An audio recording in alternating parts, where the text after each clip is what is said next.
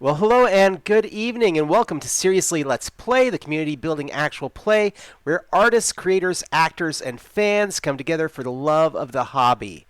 I am John Thompson, part of the leadership here at Rook and Rasp, and this year we are coming back bigger and better than ever, meaning that focusing on some fresh indie games.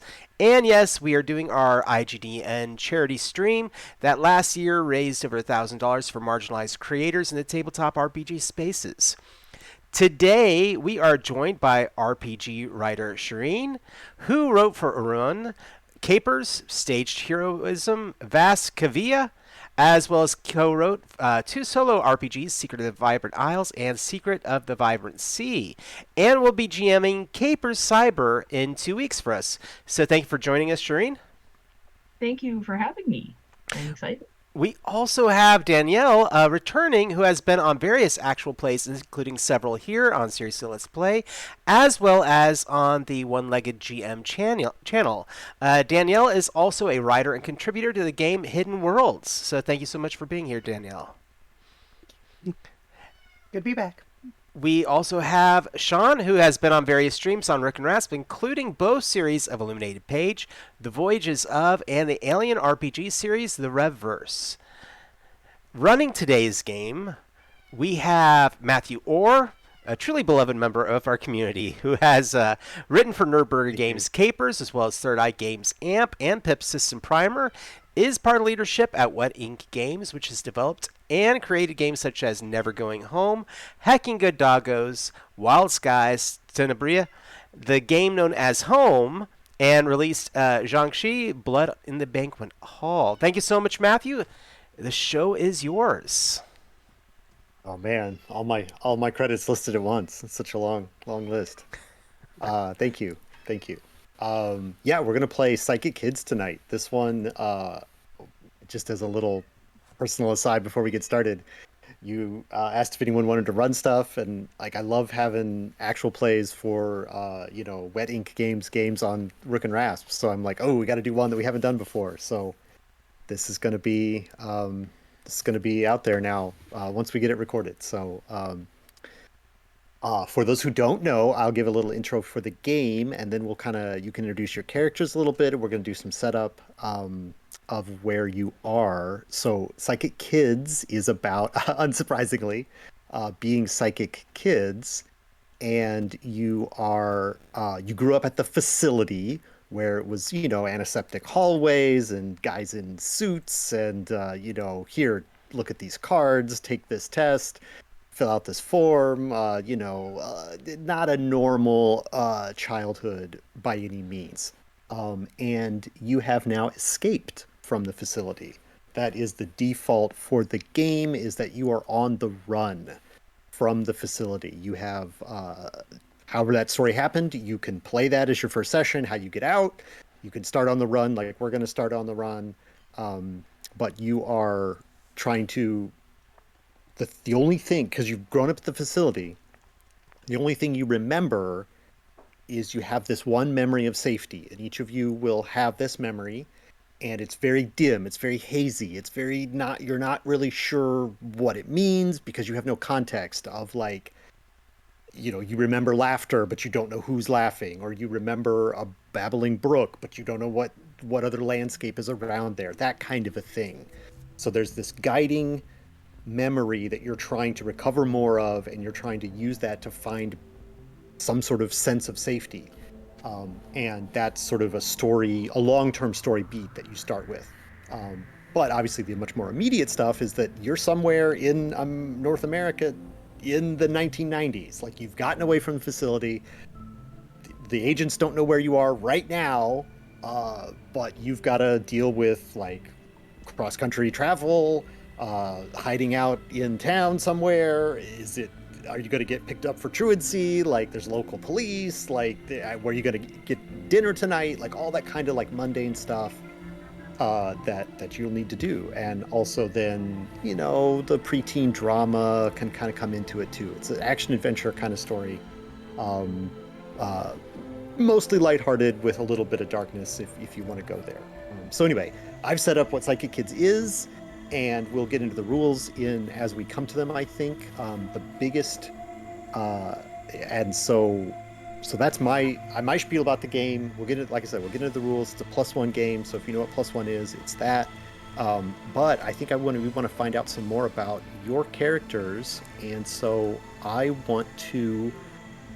say that we're in somewhere in Indiana. I think is what I have. It's where I'm. That's where we're going to start. Somewhere pretty rural, but you guys will get to define a little bit about the town in just a moment here. So I think I want to hear basically like who you are as characters, and then something that you've experienced already since you've been out from the facility. Since we're just jumping in together, we're going to kind of build that camaraderie that we would get if we had played a couple sessions already. So like, tell us who your character is, what their power is, and some part of your adventure already that we're not going to get to see, but that, last time on Psychic Kids we would have seen, yeah, so any of you want to jump in and tell us those things? That's great. I mean, I'll definitely hop in. Hop in, John. Hop in. So the character I'm playing is Mackenzie Archer, and as far as I understand, the oldest here in our group. I think so. I think you got the oldest one. And I was figuring this, but the character is a natural leader and a good organizer. I imagine maybe to some extent during the escape, a lot of what Mackenzie probably did, her role was pretty much keeping everybody together, having a plan, and maybe even winging it on the fly and saying, okay, this is where we really need your help kind of moment. But other than that, probably because I am the older one in the group, I probably am the one that goes out in public a little bit more. I'm a little bit more sociable, but I'm also pretty quick on my feet and willing to fight if it comes to it to get away. So, kind of probably, yeah, guardian, protector, and leader for the group. Maybe overbearing in that way too. I guess we'll see. You can play it that way. And what's one? I mean, you kind of got into it a little bit, but what's like one moment from your adventures together so far that you want to share? Probably getting us. I would imagine like afterwards, our first time getting us food. Let's say, Indiana has a lot of farmland, and if we push it a little bit towards the October, maybe I snuck to a farm where they were, crops had come up. I was thinking it would be about like September 13th that this is taking place on. Yeah, so maybe finding a market stand or something else and snatching a few things to keep us fed and that sort of thing. Probably, yeah. That would be my imagine how I would imagine the character being. I'm not certain, I really want to leave it up to everyone else how we deal with money or things like that of that nature, but just keeping us off the radar, I think, would be such a part of them that they would be willing to steal to get the things the rest of the group needs. Certainly possible. Yeah. Oh yeah. I mean, you were going to yes and this, so you've established you've stolen at least a few things to get here. Shireen, you're going next. Was that you going next or? Well, William is extremely excitable and doesn't like rules, which made him very unpopular in the facility, both, among the people doing testing on him because he was always defiant, and everybody else because he, tends to get other people in trouble. But that also is a benefit when you're sneaking around in society and you have a person who's really maybe not so worried about the fact that that cash that was put down as change or whatever, uh, that, I would use my telekinesis to slide over into my pocket instead. So every time, I think I would kind of spend most of the time kind of going around, you know, taking bits of money here and there from people, uh, snatching the change you put down on your, uh, on the dresser or whatever that disappears.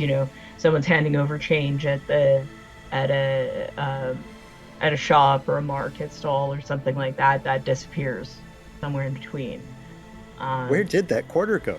yeah, or I knock it out. They think they dropped it, but it's in my pocket. So maybe I'm gone most of the time. I kind of disappear for several hours or, a chunk of the day, but then I'll come back, with my pockets heavy with like small change and dollar bills and, you know, because it's easy. I know that it's easier. I'm smart enough to know that it's easier to get away with small amounts here and there all over the place rather than, one big bank robbery type score, which I don't. Sure, sure. That's not my vibe. But I'm very I think I'm a very sort of very emotional, like quick to react kind of person. Um, yeah, I'm quite happy to steal from everyone else in order to help the group. All right. I'll Who's go. next? I'm playing Topaz, and they are, well, not exactly the athletic type. Their power is technopathy, so I mean, Topaz looks distracted, but they're constantly bombarded trying to filter out all the noise from everything, and especially since now being out of the institute, where they kind of had a Faraday room for Topaz to sleep, kind of blocked out all the signals. Now that we're out in the wild, so to speak, it's just constant bombardment of radio waves, microwaves, uh, television signals, everything. But while Topaz may seem distracted, they are constantly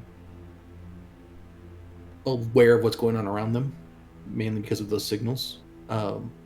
They also try to help out every time we come across an ATM machine. They work their magic and find the richest person in the bank system. They probably could miss some money, and hopefully at the same time Blake fritz out the camera so they don't see us doing it. Lots of options there for sure. Yeah. And Topaz pretty easy going, go along with whatever most of the group is doing. Nice. Any particular incidents you want to describe, or just the general sort of like ATM shenanigans?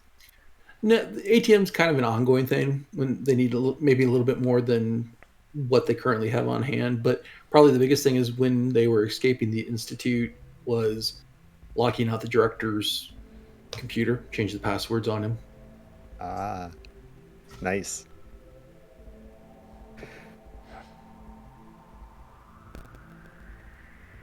Okay.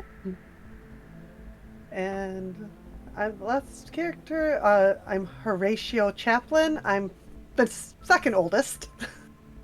I'm at the age where, like most of us, little too smart, a little too clever for own good. Probably have gotten us in probably as much trouble as we are just getting into on average. My power is Somakinesis. That's a weird one. It's control over living beings.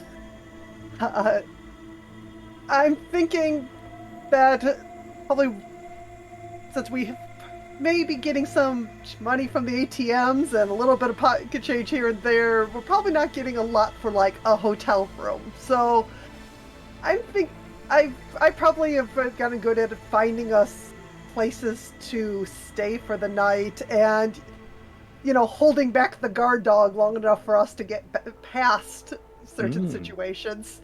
Because once we're in a protected area, who's going to notice? I like that. That's cool. Mhm. Yeah.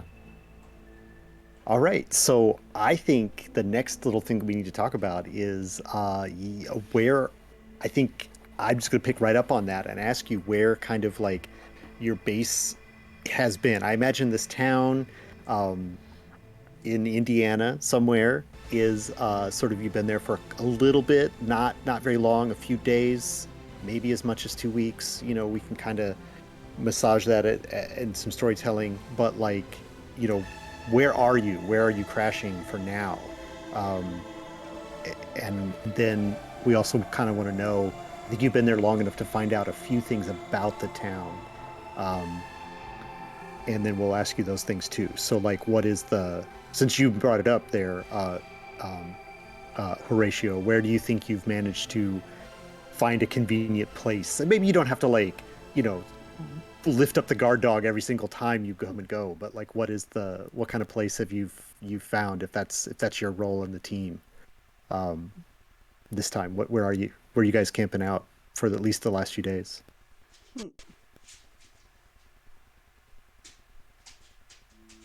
And I think we've gotten lucky this time and actually found a house where people are away currently. Oh, okay. I like that. Yeah, I think between the four of us, we probably could get through an alarm system or pick a lock or two. Yeah, but who would have an alarm system out here? Like, I don't know. Maybe. Maybe. A big one. No, Not yeah. cameras, just door Or- opens. Yeah, or a skinny kid who's happy to climb a tree and go in through the second floor window. Or the pet door. Yeah. Ooh, that door. Yeah. All right, I like that. So maybe that's a great thing to kind of add. Like you kind of know,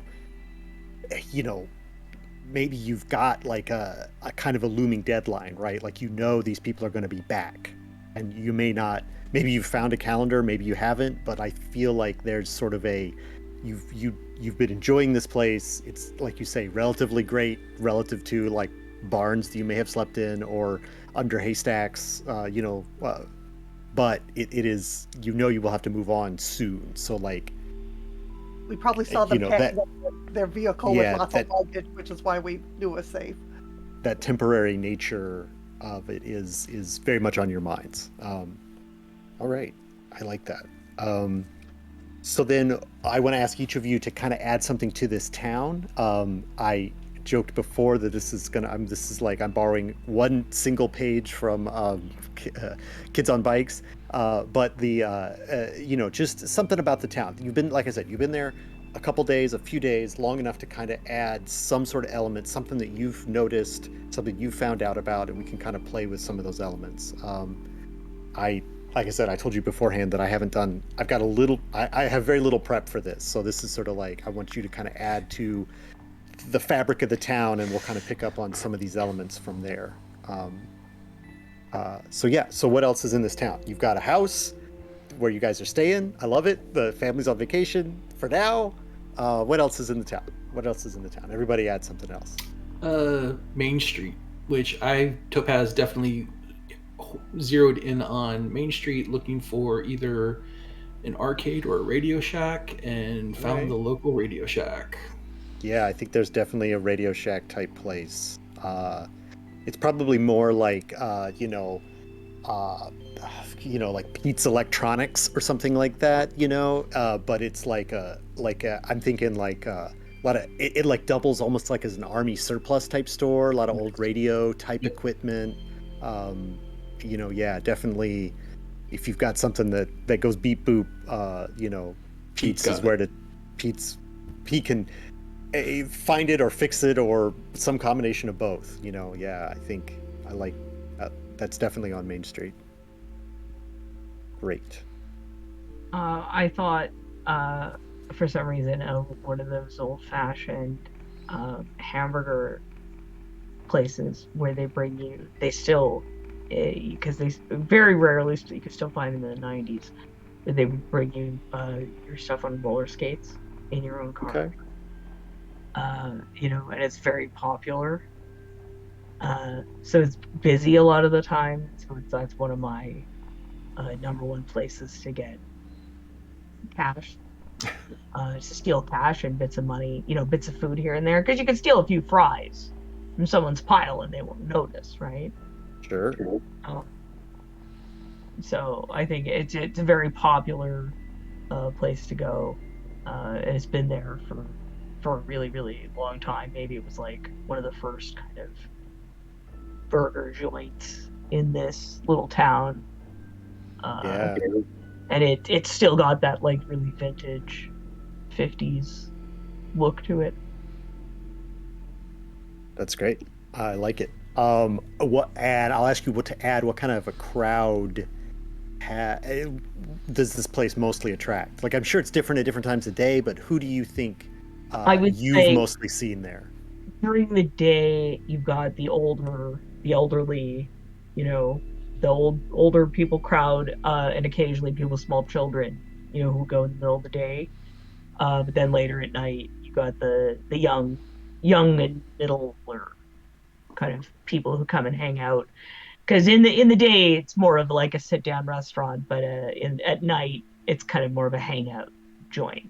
So people kind of go between the cars, and maybe they show off their cars and stuff. Okay. Nice. If this is a smaller town in Indiana, we need a oversized truck stop for that is also / tourist trap. Probably a Indiana's best cheese factory pasted on the signs outside. And you go in. Meat shop? Oh yeah. So it's got all the knickknacks. It's got the truck stop kind of vibe, and then they've got rows upon rows of heavily commercialized but local foods. So, right, yeah. The flavors of potato chips you can only get in that part of Indiana, that kind of stuff. Absolutely, and just cheese balls. Yeah. Both the literal kind and the kind of Cheeto-esque. But yeah, I imagine that. So, and of course, the truck stop is just as big as the business itself. But probably a lot of traffic that comes through the area.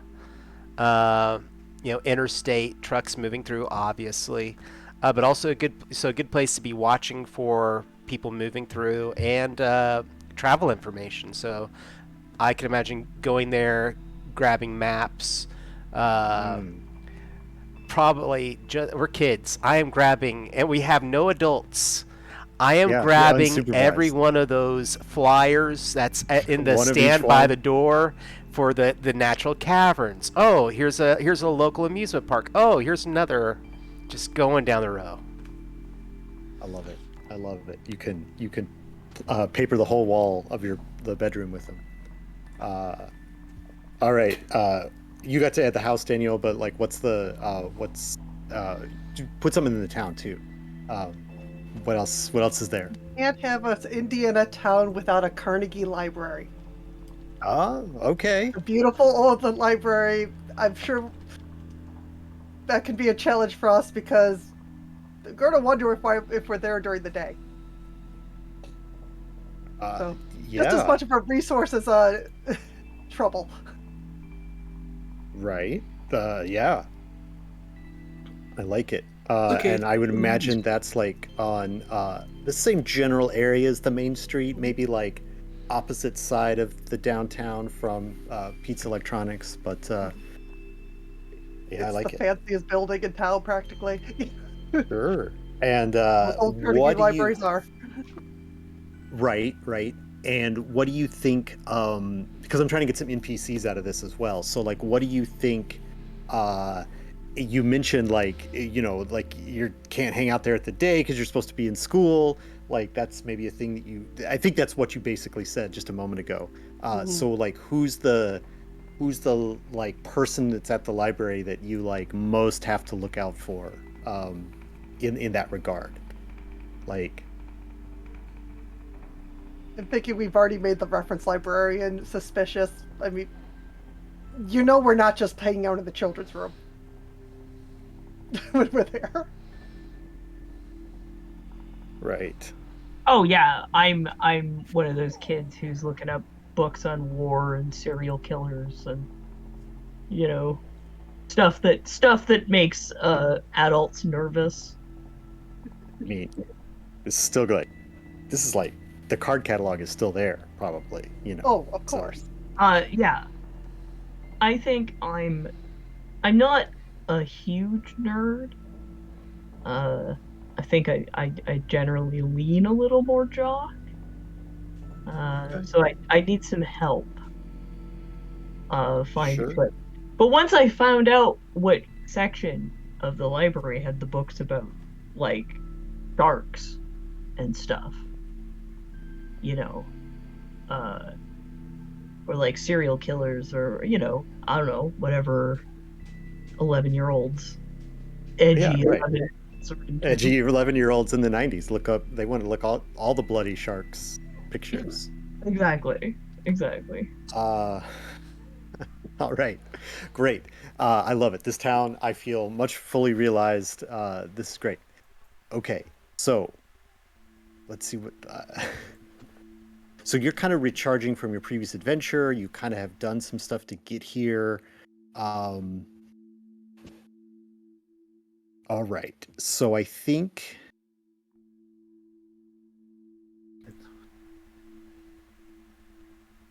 Right. All right. I think that we haven't talked about the memory of safety yet, but I think, because you introduced the house, Horatio, I'm going to throw this to you then. I think the sort of like, this timeline is happening. That there's a number. We can figure out I think we'll leave it up to like play whether or not you can figure out exactly the days, but you do know you can't stay here forever. And I think thinking about that, that naturally leads to where to go next, and that naturally leads you've kind of gotten thinking about it just being in this domestic space in general, right? So different from the facility, the white walls, the the cell-like rooms. Now you're in like upstairs, downstairs. There's a porch. There's like a yard. It's all of these things that are so like you've only seen in books or read about before, and now you're like navigating through those spaces. And I think it fills in something about your memory of safety. I think is filled in a little bit, and so you've got kind of more of an impetus to move on because you've filled in this thing. Like, this is not where you came from, but it helps you remember something about that. And I don't know if you want to tell us that is, or you keep that safe, but I think you're like, I mean, Mackenzie, you were talking about it too, like the maps and stuff like that. So I think like that you've got to make a plan to get out of here. So I think that's sort of like where I want to pick up, is like you're kind of like having this discussion, you're having this realization, and what are you going to do next? What are you going to do first? Because I don't know what you're going to do next. But you've kind of had, maybe it's like a morning, I don't know, you tell me, when do you have this conversation and you're all there? It's all like a family meeting, right? Like, this has been a good thing, but we got to move on. Let's talk about that. Probably make sure everybody has food. and make sure that it is a sticky and messy food so that it's not something people can pick up and carry away and leave the conversation. All right. You know, they're I'll gonna do have to. waffles. Yeah. We got Egos. It's the 90s. Yeah.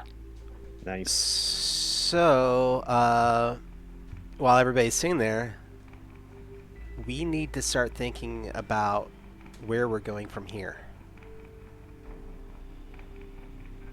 Yeah, I don't know where we're gonna go. I don't know what we're supposed to do. I mean, I don't even know where we came from. I don't know how we're supposed to live. I mean, how do you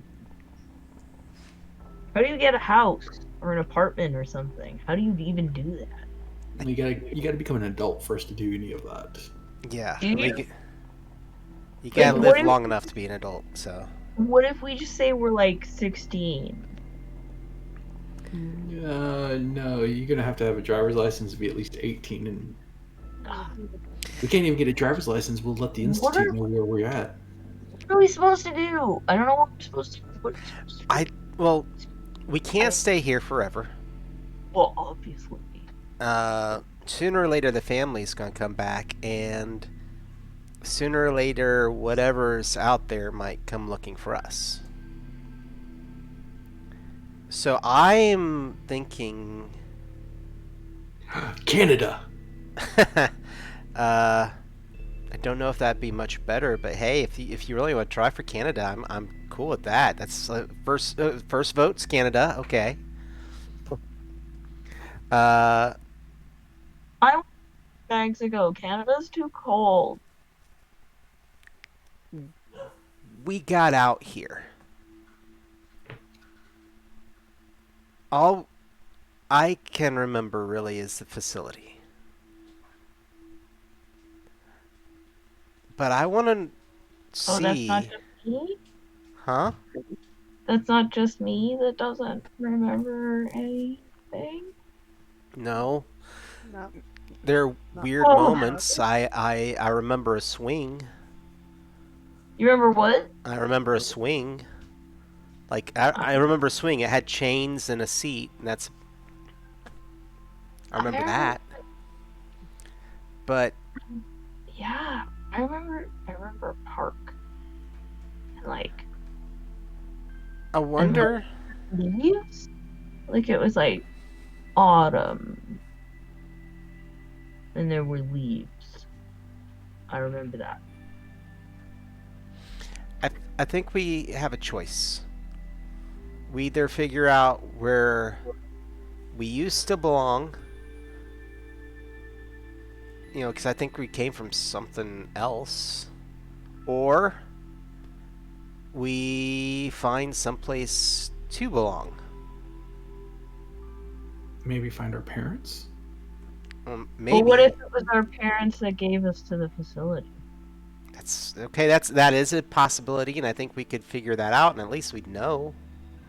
I don't know, because I've got this memory, this feeling. I mean, I remember before the institute, this vagueness of watching Star Trek with somebody, and I felt safe. So I can't imagine someone that made me feel safe would give me up to the institute.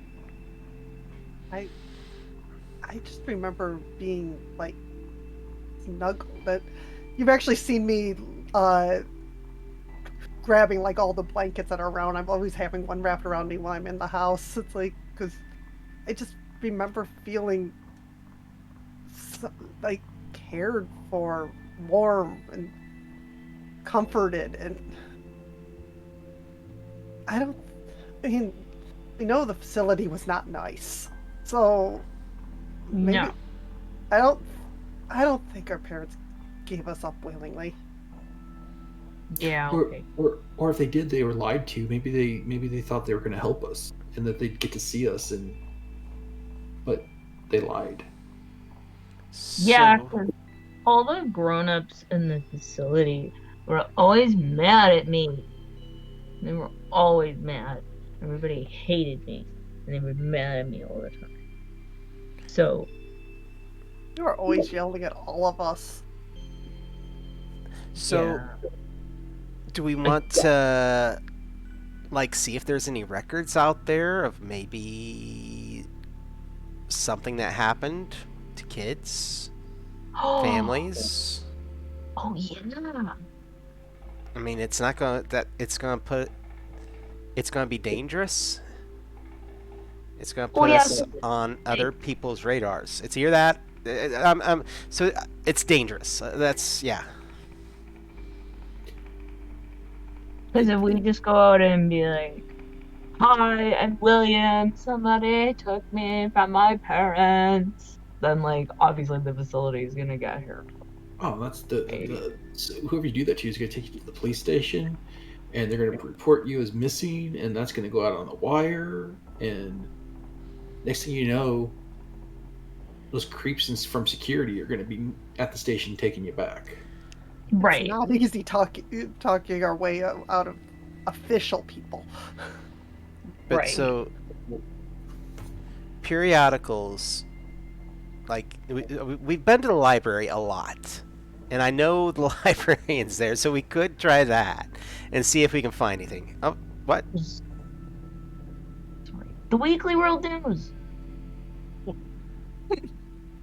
I was thinking more like, newspapers where they might report missing children. We could see if they have any national newspapers on microfiche. I mean, so that's one way to do it. And then the other thing is the police computers. That's risky. They're never closed. Please try to break into the police station. That would make for quite an adventure. I don't know how to use computers, but I want to try. Oh, don't worry. That's the easiest part of that whole situation. Oh yeah. I mean, if you want to get caught, that would get us in, but that's probably. I mean, we could count, I think. We might have to run for it, but I think we've ran for it before. Between the four of us, we might have what it takes to do it.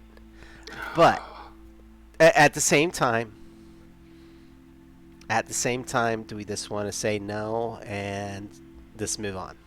No, I've got an idea. We could go to Pete's electronics shop. Uh-huh. Pete lets me use the computer. I might be able to use the computer there to communicate to the police station and access their records. That would be cool. Okay. So is this the actual plan? Is this what we're doing? Well, no, I mean, it's just an idea. I mean, I'm fine with whatever everybody else wants to do, but I mean, it might be safer doing it that way than trying to go into the police station. Hi, we're weird little kids. You're the weird little kid. Hey. Sorry. I'm almost a teen. Okay, let's go for it. If you want to try Pete's Electronics first. I think that might be the safer bet. I mean, Pete trusts me. He knows that, I know more about computers than he does. Okay. Done. Let's try. So there we go. Right. There you go. That's some action. Okay. Yeah. So you are going to go. Are you going to... You're going to finish breakfast, obviously. Or, well, I don't know. What meal is it? You're eating pancakes, but that doesn't mean it was breakfast. Very true. So your Eggos, your Eggos that you were eating. Yeah, basically, tell me what, if you're going to go to Pete's, obviously you've got to go when it's open, and when is that going to be?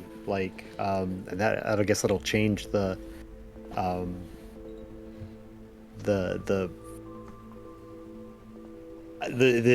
danger or whatever the levels are, the level of threat will be different and the nature of the threats might be different. Weird enough to not question why a kid's in a shop in the afternoon. Oh, I told Pete a great story why I'm there in the afternoon sometimes, or even in the morning. I told him that we just moved into town, and our parents don't trust the school system, and so they teach us at home. Yeah, I think Pete is very much an anti-authoritarian type, so I think he's down for that. I imagine the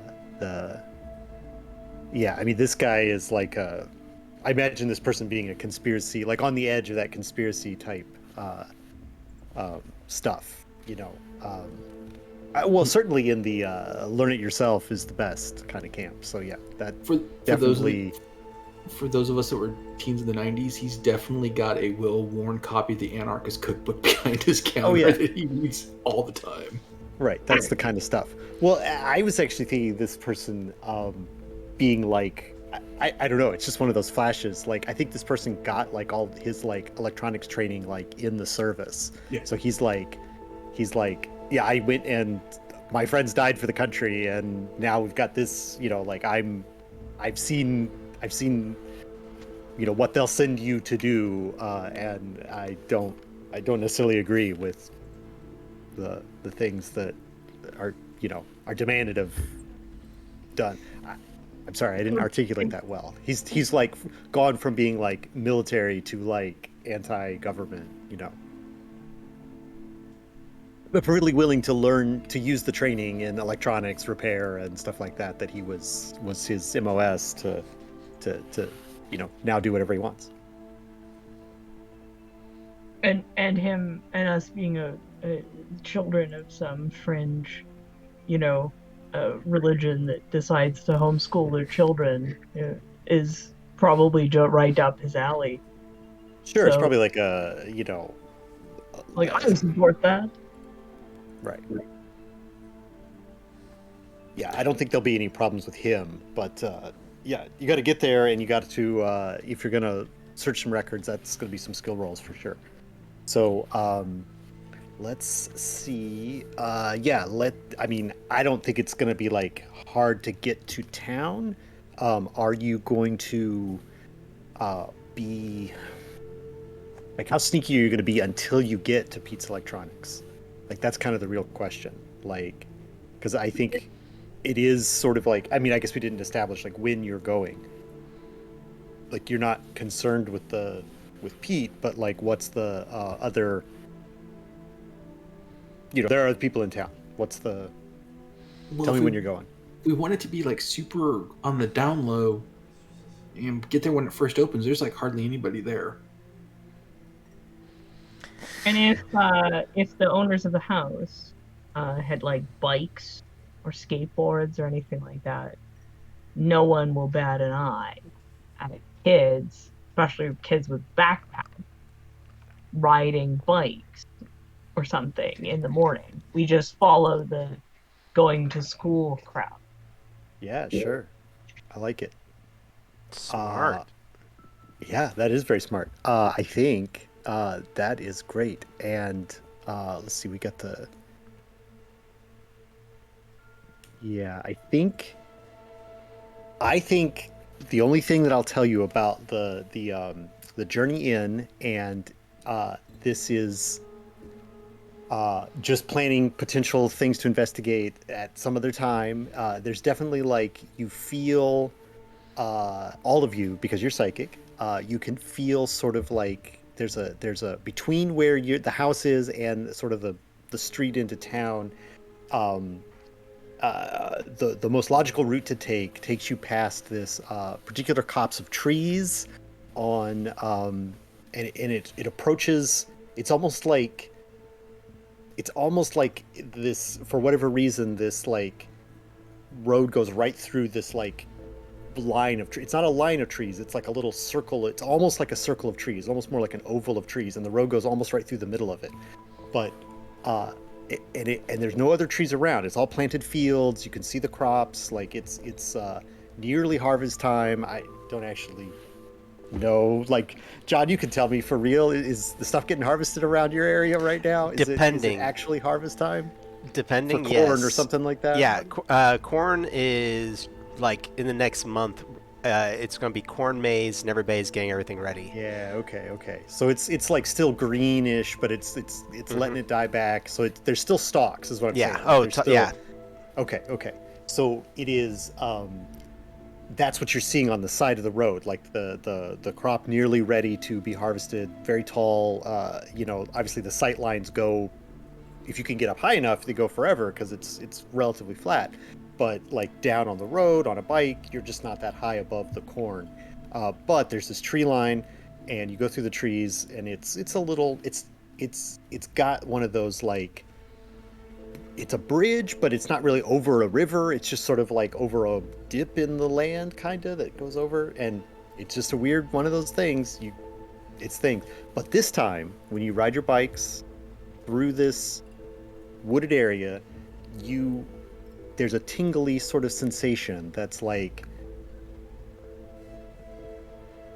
I don't know. It doesn't like announce itself. There's no voice. It's just sort of like there's some sort of other psychic something. You get that little tingle. You all feel it, and you felt, and you know there's something there as you go past, and in this trees, and that is, I don't think it's like.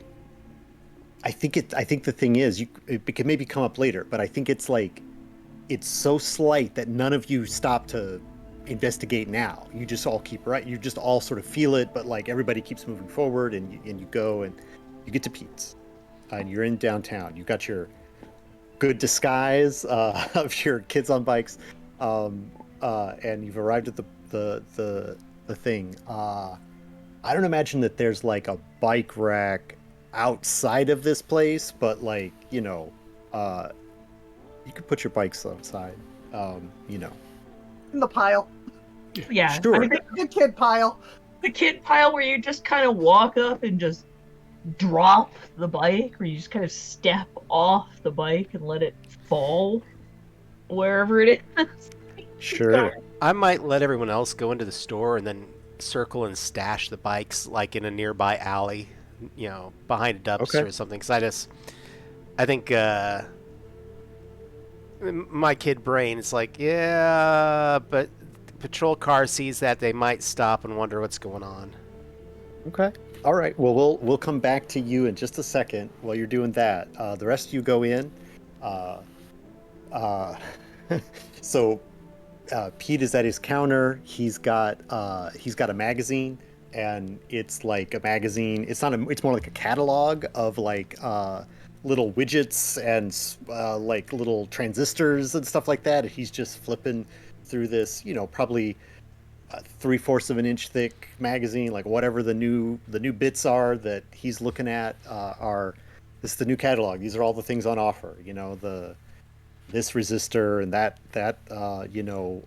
coupler and that kind of stuff. And he hears there's an old fashioned ding-a-ling bell on the back of the door, so that the door bumps it as it opens up, and he looks up and he talks to you, Topaz, because you've been the ones that have been talking most, and it's like, he's just like, oh, morning, Topaz. You wanna? Yeah.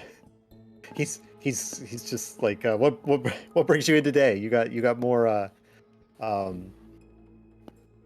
questions about that radio? No, I was hoping to use your computer. Our parents gave us this assignment. We got to do some research on like state parks or national forests. I don't know. What do you guys remember which one they said? Parkwood, yeah. Okay, yeah. So do you mind can we use your computer real quick? Our brother is outside. He should be joining us in a minute. Sorry, you haven't met them yet. This is Horatio, and this is out of character, Michael? William. This is William, and yeah, I've told them all about the shop. Is like big sister energy. John's character's like a woman, a young woman. Sorry. New brother. And then fine. Big sister's somewhere out there. I don't know where she went. Anyway, do you mind if I use the computer real quick? Yeah, I think I'm gonna have you make a skill roll Just to make you roll a skill. We Yeah. won't make it too tough for the first roll of the game, but now that we've been playing for a while, you got to make a skill roll. So this could be befriend skill. Okay. The befriend skill. So the way that, because this is dial-up days, so like he's gonna have to not only give up his computer, but give up the potential of customers calling. Like it's a little bit more of an ask than, it's something. It's a something ask. So so this is a befriend roll, and I think it's just going to be just 2 successes for this roll. Okay. So I don't know what your befriend skill is. 2 checks in befriend. All right, so you've already got 2 checks. So Mhm. your starting dice pool will be those 2 checks that you've already got in befriend. So then a 5 and 6 on a d6 is what you're trying to roll. Mhm. But the whole +1 thing is that you look at your guts ability or your guts attribute, and that tells you how many more +1s you can do on this roll. So I've got what is your guts? 3. 3. So Yeah. you could, the 4 things you can do are you can buy a skill you don't have, which you don't have to do because you already have skill. Mhm. You can buy more dice. You can add pips to dice you've already rolled, and then one time you can re-roll any number of failures. Okay. So you could buy 3 more dice with your 3 guts and roll 5 dice. Right. Or you could be slightly more strategic and you could maybe buy 1 extra die and then save yourself a couple marks of guts Okay. to maybe make a 4 into a 5 to get a success, and then still have 1 to re-roll your failures. Okay. You can manipulate the roll however you want, but that's how the process works. Is that this is not a one and done. This is like per roll, so it's I don't have to worry about every saving time back you would any make a guts roll, you're doing that. Now, if you fail the roll, you'll actually take a guts damage, and that'll be sort of like you'll feel a little less brave or something. You'll narrate why you're actually going to take a damage, so that if you have to roll another guts skill roll before you get a chance to heal, you'll have only 2 guts to manipulate a future guts roll.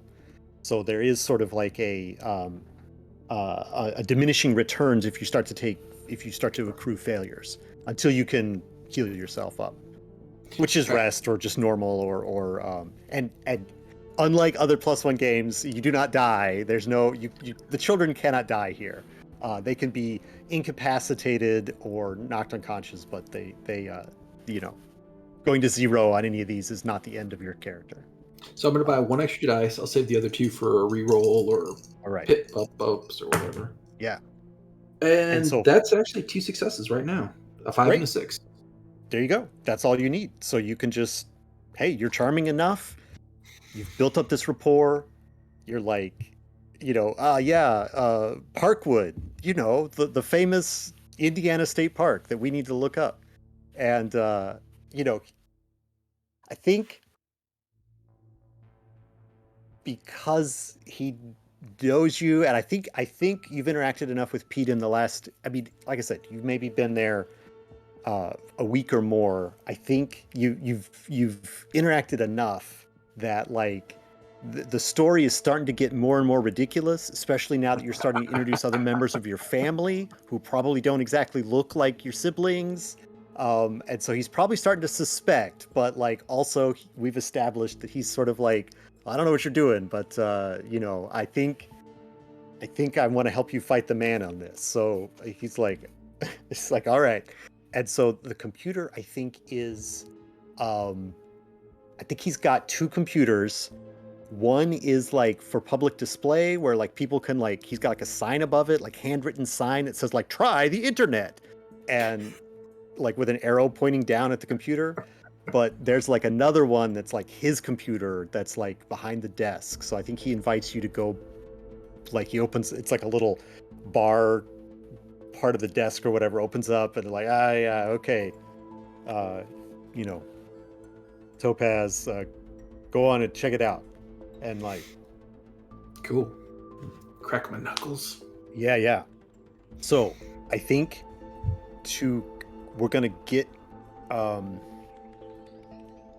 think we'll go ahead and make this skill roll and then we'll get back to you, John. So I think this is sort of like, you're kind of in your element. You're getting ready to touch up to this computer and you've got the techno sort of, you can feel it. You can feel it sort of almost resonating, like, and the connections that you know that it represents. You can almost see them, going through there. So you could just use the computer, Right. which I think for this is going to be a find roll under smarts to Okay. use the technology, or you can try to go into you can try to do this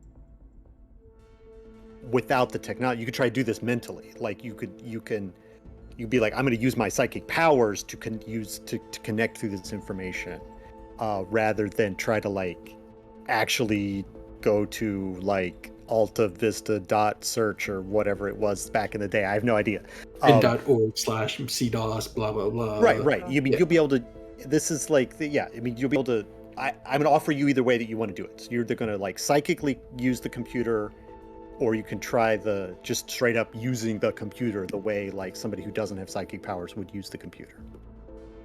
I think to connect actually to the police department computers, I'm just going to do that the old-fashioned hacker way. Okay. And then Okay. if I need to circumvent their security a little more severely, that's when the powers will come in, so I can just kind of absorb the data. Okay. I like this.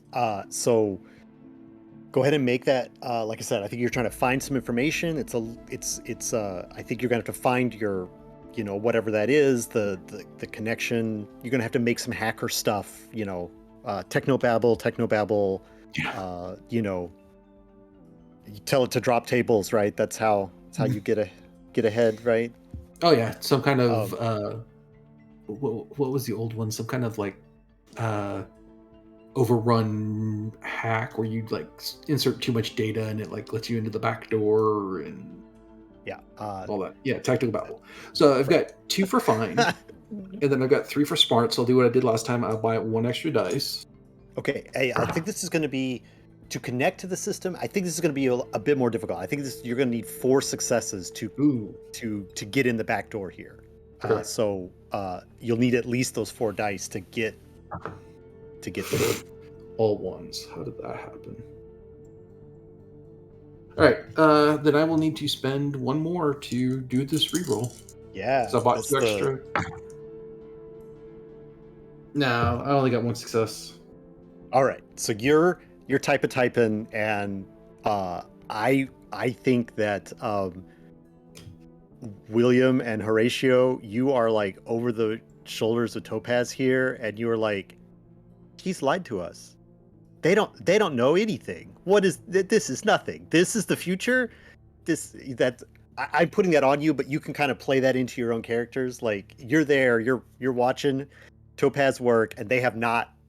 It's gobbledygook, and it goes nowhere. That's what you see on the screen. If you want to add to that your own self, please do. Or not. That just looks like gibberish. What? It's not gibberish. That's binary. Is it saying something? It's saying you guys are making me nervous. I mean, not really, but this is not easy. This is new. This is... You want me to cause a distraction? I can do that. No, I don't need a distraction. I just need a second. That's what All right. distractions are for, obviously. Distract who? Pete's reading this month's issue of New Electronics Daily. Oh. You? No, I don't think a distraction's gonna help me. I made you laugh. True, yeah, that helps. Okay, I'll take a deep breath. Yeah, All right. yeah. You gotta be like a ninja. Or something. Like a code monkey. Yeah, All right. you can do it. So while this conversation plays out, we're going to go back outside to see what Mackenzie is doing with the bikes. And I don't know, Mackenzie. What do you do? Just describe what you're doing here. And if it seems like, I'll see what skill maybe you need to roll. or maybe your narration will just be self-evident. Well, I imagine, the pile of bikes in front of this shop, that half, that portion of the wall of the shop that's brick, and then the large pane windows, and looking in, it's all electronics. And I'm just like, I'll let them handle that. And I'm looking at all the cars going up and down the road, parents, families traveling, people going out of town for work. And I'm just going to start walking over, grabbing a bike, taking my time, walking to the edge of the building. And maybe there's this, small alleyway between two buildings. And walking down it just a ways where there's a dumpster or a trash can, and putting the bikes on the other side of the trash can so that they'll be out of view. Take a moment, look around, walk back out to the street, grab another bike, and this, repeat the process over and over until all the bikes are not visible from the front. So, and just always glancing over my shoulder, watching, yeah.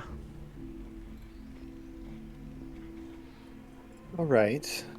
Yeah, you're not really, I mean, you are kind of trying to be unobtrusive, but not like in a way that necessarily invites a skill roll.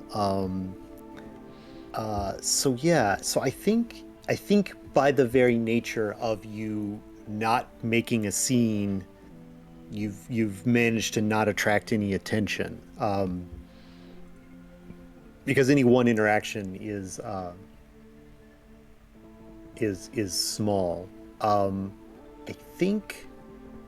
Let me look at my notes here. Yeah, I think. What's my other?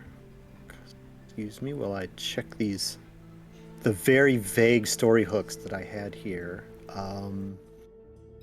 Yeah. I think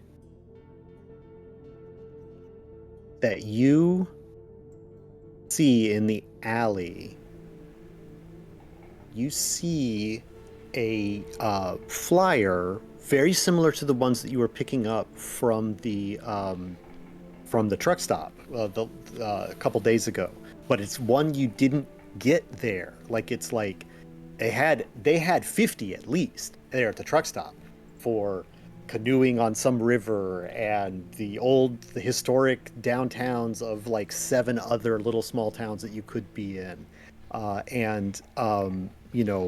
There's even one for the truck stop where you got the flyer from. But this one you didn't see. It's for a haunted cemetery.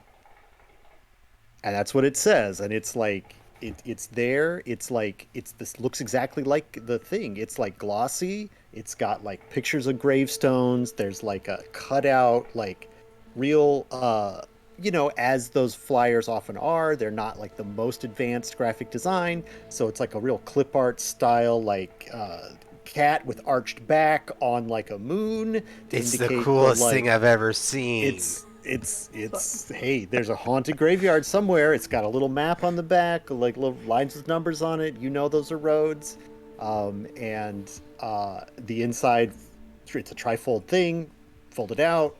It's got like a picture, like the whole inside is like a landscape orientation portrait of like just a photograph captured at possibly mid or early morning, fog in the hollows, lots of gravestones, and there's a bunch of text about like when it was established and like how it's the most haunted graveyard in Indiana, and it's probably like a story, probably one of the a very abbreviated version of a ghost story, like so and so was hanged for horse thieving in 1870 or something like that. That's more old westy, so maybe it's earlier than that, but like there's some crime and someone was hanged and whatever. It's a very short ghost story, and it's a flyer. You didn't see this one, so you picked that up in the alley, near the dumpster, and yeah. So that's some information that you have picked up while this was happening, out in the alley, and while you were not being spotted by anyone, as well. I'm rushing back into the building with it. Okay. So yeah, I mean, you are there, and I think you arrive at about the time when either Topaz is going to try again, or else is going to do something different. So, what do William or Horatio? Do you have any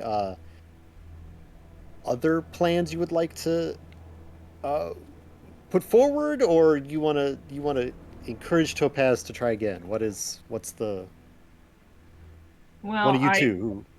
was trying my best to be encouraging. Yeah, hack the planet. Hack the planet. That's all I really know how to do. Otherwise, my only other real skill is I have a little bit of skill in finding some information. So, I can kind of look over their shoulder and, see what Yeah. I can see what I can contribute. All right. Yeah. I mean, if you I'm want just to. trying to be encouraging, because what I have the most of is energy. Right. So, I can kind of envision that I'm you just are. Yeah. You're like, ooh, Oh. that. What's that? Is that like, Yeah. you know? Yeah, No, not never- that. The thing above that. What's it say? Yeah, can I don't imagine hold that. still. I'm not a holding still kind of a kid. Uh-huh. And so then I think it's back to you, Topaz, whether or not you want to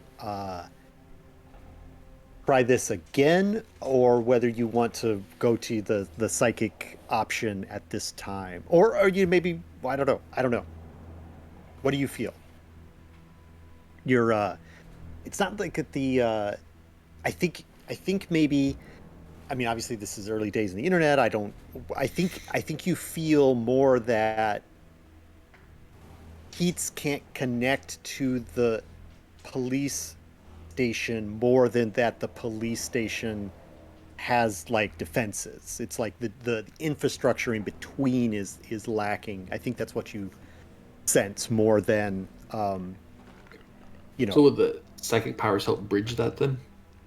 I mean, I think if you go to psychic powers, then we can kind of, well, it depends on your success, of course, but like I think Sure. the narration is that I think finding the back door, finding the connection point was not straightforward. More than that, the police information was well defended. I think is where I think we're at. That's the point we're at currently. Okay, we're gonna need a distraction. I'm gonna try and do this the other way. So Okay. I've come in, right? Yeah, you're there, and like Pete gives you like, oh, hello, sister or big sister or whatever Topaz described you as earlier, or are you the big sister? I think is what Pete will ask you as you come in. Yeah. Yeah. Got any food around here? Hey. And I'll just probably keep walking right past back to Topaz and be. Yeah. I mean, they're sort of like, yeah. I mean, they're all behind the counter, so it's sort of like, he's sort of abused by your forwardness for a small child, but also sort of like, he's like, I did this to myself. All right. William, you have just been told by Topaz that it might be time for a distraction. And Gentle. That I mean, you would know, obviously you've used your psychic powers before. There's always some sort of like visible manifestation of the use of the psychic powers. That's part of the using of them. So if Topaz is going to try to go to psychically communicate with the machine, like there's going to be some sort of visual sign, which is what the distraction is probably for. So I need to make sure that Pete is looking the other way. I mean, it'll definitely it'll increase the strangeness unless you do. Like, you Okay. know, What is so Pete doing right? I think Pete is trying to like, so like I imagine a long counter, and then like kind of like almost in an alcove that's at the end of the counter is where the four of you are with the computer. And so Okay. you're like basically, if you were to turn around from watching Topaz on the computer, you're like, Pete is right down the counter from you. You're on the same side with him. And I think he's kind of trying to like he's like sort of reassessing his friendliness now that there's four of you behind the counter. And Okay. not that he's like mad at you guys or anything like that, but he's sort of like, I did I I don't know what they're doing, and he's kind of like watching you guys, but not like he's still in sort of a bemused phase. Like, Is there any yeah. like tech thing or something on their counter, like he was fixing something? Because that's actually one of my abilities. Oh, is the Fixing. I know oh we both. right, your skill, one of your skills. Yeah, Yeah. one of my skills. Yeah. I can mean, do it without powers. there's probably not like I didn't imagine that there's like a disassembled radio on the counter or something like that, but there's probably that kind of stuff all over the store. Like there's all kinds of pieces or parts, or like old-timey 30s radios that have like the swoop sort of like thing, which maybe doesn't work, but it's across there. If you know, somebody could fix it. I mean, there's definitely unassembled and broken pieces all over this place, but it's not necessarily like he was in the middle of a project at the moment. But you could definitely like go try and work on something if you wanted to be the distraction, you know. Yeah, I want to do that. Doesn't mean we can't have two distractions. Yeah, exactly. No, I mean, you jumped in with it, so go for it. Yeah. Yeah. Describe to me what electronics project you want to attempt to fix. Well, that old radio sounds interesting because I get the feeling we haven't seen a lot of old things in That's true. That's a in our good point. experience. That's a good point. Yeah, so I think definitely, yeah, and this is like, I mean, I don't know. I write these games and then like I don't actually know much about anything. But like vacuum tubes, like I don't know, like it's sort of like you know, it's something, it's an older form of technology. Transistors and Well, it's pre-transistor, I'm pretty sure. Pre-transistor, So that's wow. like so I this is what I'm saying. Like if I'm wrong, correct me in the comments, I guess. I don't know. But like you can't get the parts. You can't get the vacuum tubes anymore that would fix that thing over there. Like or you'd have to jury rig them, right? But that's the problem, is that like the almost light bulb like vacuum tubes, or that used to stand in for transistors, or transistors replace them, right? So like the self-contained transistor is less fragile than the older school tubes. But anyway, we've gotten distracted. But anyway, I've distracted us. I'm sorry, I've gone too far. But yeah, so you're gonna go and look at this thing, and like great, and like maybe make that skill roll to like kind of engage Pete in a conversation about it, and maybe its specifications and that kind of stuff. Is that kind of what you're trying to do, right? yeah. Excellent. So make and I think I think any level of success on this skill roll will give you will initiate that conversation. Okay. And then I think this is what, rather than setting a hard target number, I think your success will determine like how engaged you are able to keep him. If you're just like, oh, what is that? He answers, it's a radio. But if you're like, couldn't you jury rig this thing to do this? He'll be like, oh, that is a good idea. You know, like Okay. that's what I'm foreseeing. In this case, if I'm actually more distracting him with my knowledge, I have fast talk as well. So All right. yeah, That's the trick ability. yeah, the Yeah. trick ability. Sure. I mean, if A you want little bit to, of column A and a little bit of column B here. sure. I mean, pick your skill roll and roll it. Like it's great. Yeah. I think I'm going to fast talk. I mean, obviously, right. with my fixed knowledge, I have some idea what I'm talking about. So Sure. We'll rope that in, but yeah. yeah. Okay, so I have 3 in trick. So that gets All me the right, 3 dice. you are tricky. Yes, I have 4 in guts, so. All right. So yeah, So, see how big of a roll you can make yes. with those That- abilities. that was a- And if you need me to go over the 4 things you can do again, I can. Yeah, so I can either choose to basically roll 7 dice now, or I can add a point or change a face if I hold off on a couple of them. Exactly. I'll start.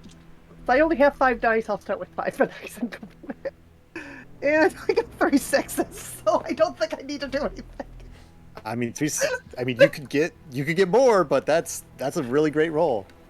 I'll spend one more point to make it a 5. Another 5. There's 4. Excellent. So you've got 4 successes on this roll.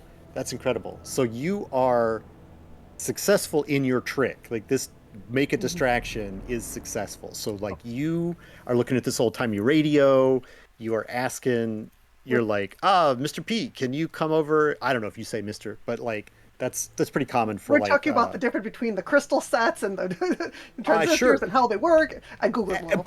But it's like I kind of almost imagine you're doing like you're bringing in that knowledge, you're asking that stuff, but it's almost like that what does this part do and what does this part do and what about this? And you're like doing that sort of like annoying constant barrage of kid questions thing, but you're like you've managed to not be annoying with it and be instead he's like absorbed by it, right? So you have tricked him, and there it is. So Pete is engaged on the other side of the store. Topaz, this was your request. So now you're going to try to connect to the potential database in the police station through this computer using your psychic powers. Yep. That's right? Yep. I'm going to put my hands on the case. Right. Kind of glance over at Pete. Yeah. And before you do, like, tell us what your manifestation looks like, because that's something that you kind of get to narrate. What would it look like if your power activates? Like, what would that look like? Because you know. Right. So just describe it for us.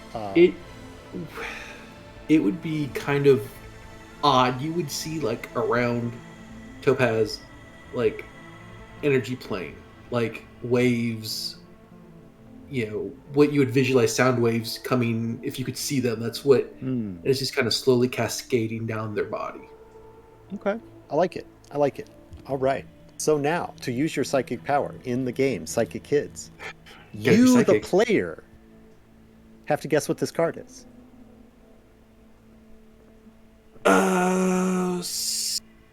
8 of clubs. Sorry, that is a miss. You got nothing. All 3 off. That is a miss. So one thing that happens when you get a complete miss is that you get 1 psychic energy, or you get 1 energy point. So you're like, it's a consolation prize. But yeah, you get a miss. Your powers do not activate. You get nothing. This is like, I don't know. Like, it happens, right? That's, obviously. The fail sound from The Prices, right? Yeah. Well, Dun, dun, dun, We actually, in the book, it actually has the percentages. I think it's 40-something%. Yeah. So it's 46% chance of your psychic power not activating, right? So, it doesn't work. You're starting to listen to the speech about the crystal sets, or you've already been thrown off by like failing earlier to do it with your fingers. Something doesn't happen right. So like you're I'm not. Sorry. There's something I can't get a connection. That I don't know if there's just too far from the police station. Their security is too good. I don't know. Maybe if I can get closer to one of their computers, I could do it, but I don't think it's happening right now. Sorry.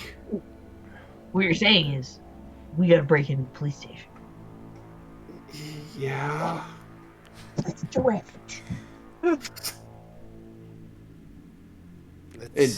Yeah. To Just when we leave, I'm gonna put it on some kind of park website, so it looks like we actually did what we said we were going to do. That's right. Hey, that's good covering your tracks. I'd already forgotten. Oh, yeah.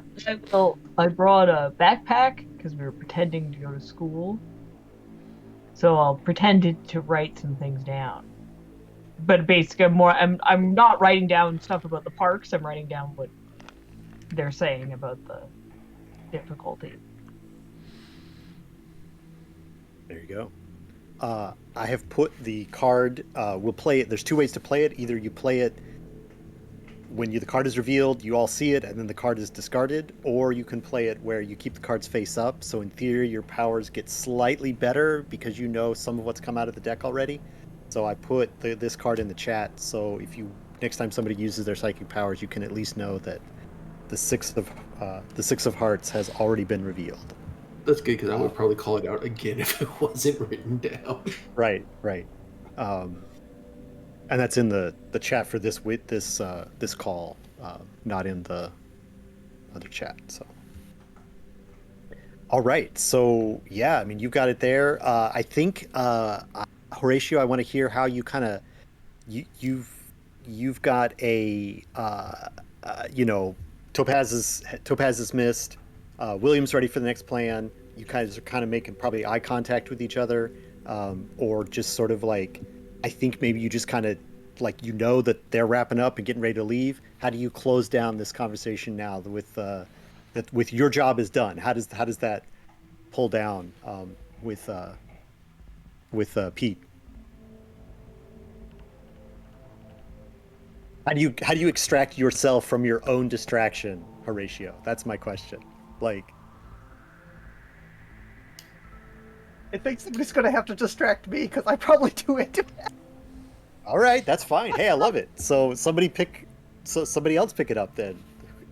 Oh, okay. Well, I'll do what I was initially going to do as a distraction then. I'm going to look for where the back. John's got a big surprised look on his face. The back room is. Okay. Oh no. And just look for a box of something. Okay. And knock it over. All right. Yeah. This. All right. I won't check the rules to see whether you need to see it to do it, but I think either way, it doesn't matter. And then so I can look over, it doesn't matter what the book says because you can make it happen either way. This is definitely the type of guy who's got things precariously balanced. Oh, absolutely. But if you're trying to like lean around the corner and look at it to use your psychic powers, you're going to need to guess this card. Yeah, I will. Queen of Spades.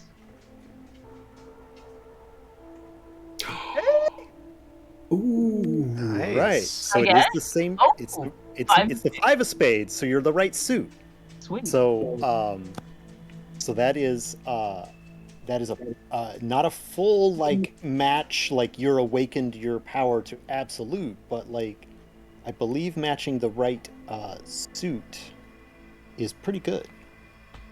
Where? Suit match is so your power works well, and you get to describe kind of like you have both reasonable control over your power and reasonable effect of your power. Okay. So you can narrate what that looks like. So William leans back. He kind of he leans in to look at the back room, and he's just like, oh, what's this? What's back here? What's that? And then he stops for a second, like he's looking at something, but he does this. And he takes his 2 fingers and he puts them in his forehead. And if you were looking at him while this was happening, you would see a beam type thing that like the way a heat wave moves on the road, where this was that sort of shimmer wave. Yeah. It's like that, and it sort of comes from his head. All right. And like waves out toward the thing, but it kind of expands outward as it goes. It's kind of hard to see exactly where it's landing. Right, but then within that, one of these, there's a Oh, box of something that's the box yeah. below it is a little smaller, and the box above it is it's open. It's some stuff arrived, and some stuff's been packed in there. There's some wires hanging out of it, and it just tips over. And it was, Looks like I could if I was nearby, I could just poke it, and yeah, it it would isn't like you fall. flipped a whole shelf of stuff over. It's just Yeah, just a push. But that's all I do. And I just stop for a second and I do my little yeah, serious face, very serious little kid face. Mm. of course. And then and then I'm like, oh, whoops! Look, what happened? Oh yeah, I think as soon as something crashes, I mean a box, there's sort of like uh, Pete will interrupt you in your series of questions, Horatio, and is like, "Oh, excuse me, I don't, I don't know what that was. I need to go check on that, something." And like, so he turns around and goes to the back of the store where the storage area was, and he's not in the front of the store now. And you're not talking to him anymore either, Horatio. So yeah, I think that William is making the signs, the like, well, let's leave altogether signs. All right, is there any other thing? I think it's you, we'll go out to the alley, or is there any other like bits that you want to narrate? Getting out of here, Mackenzie or Topaz. Bye, Pete. Thanks for letting us use the computer. We gotta go. Yeah, you hear like sort of a oh sure, some sort of half mumbled thing from the Big back room help. as you guys are leaving. As we walk out the door, I'll probably show everybody the flyer I picked up. It's like, check Oh, this hey, yeah. out. All right. Creepy graveyard somewhere nearby, presumably. Yeah, I mean, you can tell that it's like, yeah, like it's nearby. It's on like the other side of town from you guys, basically. I so want to go to this before we leave. It looks cool. When is it? I think it's going like right now. I look at the flyer over, double check dates and everything. Oh no, Okay. it's not like a. Yeah, it's a graveyard. It's not like it's a festival. It's just an advertisement to come see the graveyard and the historic Probably should graves. do that before we try to break into the sheriff's station. Oh yeah. Can't imagine we'd want to stick around after that. Probably not. Probably not, but I didn't know if, I don't know. I didn't know if it would make a good place to hide out if it came to it. I don't know. Ooh. Well, let's check it out then. So then Yeah. we'll know where the hiding spots are. Oh, big grin on my character's face. All right, so Yeah, you guys are. Sorry. Go ahead. No, Oh, whoever was talking. I'm an edgy, I'm an edgy kid. So, graveyard, so cool. And Yeah, maybe I can pretend I'm in like a heavy metal band or something. That's what I'm looking forward to. it's the first kind of music you've ever heard, and now it's your favorite. Thanks. All right. Is it about the halfway through the time? I think it is. So if we want to take a little bio break here before we jump into the next little bit of adventure, is that good for you all, or? Yeah.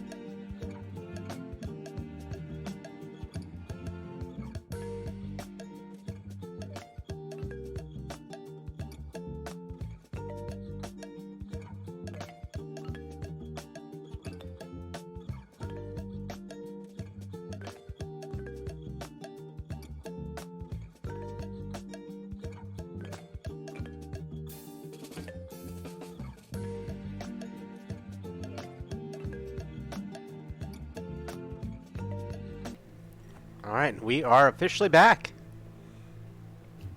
Hello.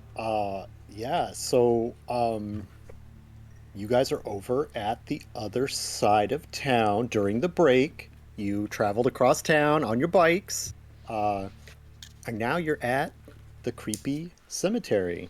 And I think it's a sort of. It's not got like a sealed gate. Like it's more like a. I don't know.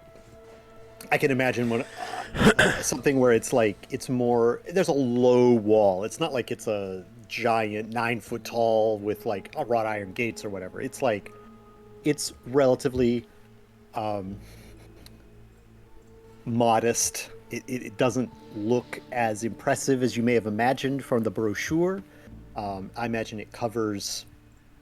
Oh, I don't know. Maybe about a city block, which isn't a huge amount of land, and a lot of that is like trees and stuff like that. And the wall is, I don't know, 4 to 5, maybe 6 feet as it kind of goes over some of the undulating terrain, but it's not necessarily a wall to like seriously keep people out or in. And it's got sort of like the gates are. There's like a little, almost shack, kind of like not a shack, but like a small guard shack type thing. But there's like not like somebody in there. Like the gates are open. I imagine they've kind of got like one of those like poles that's on a rotating thing, not like a red and white colored thing, like a yellow metal bar that they swing to one side and then swing back. Somebody comes by and locks it up at night, but it's not like monitored or anything like that. So you guys arrive, you're outside. There's this built into the side of the wall, this like stone cottage type structure where somebody might be, but there isn't anyone that you can see.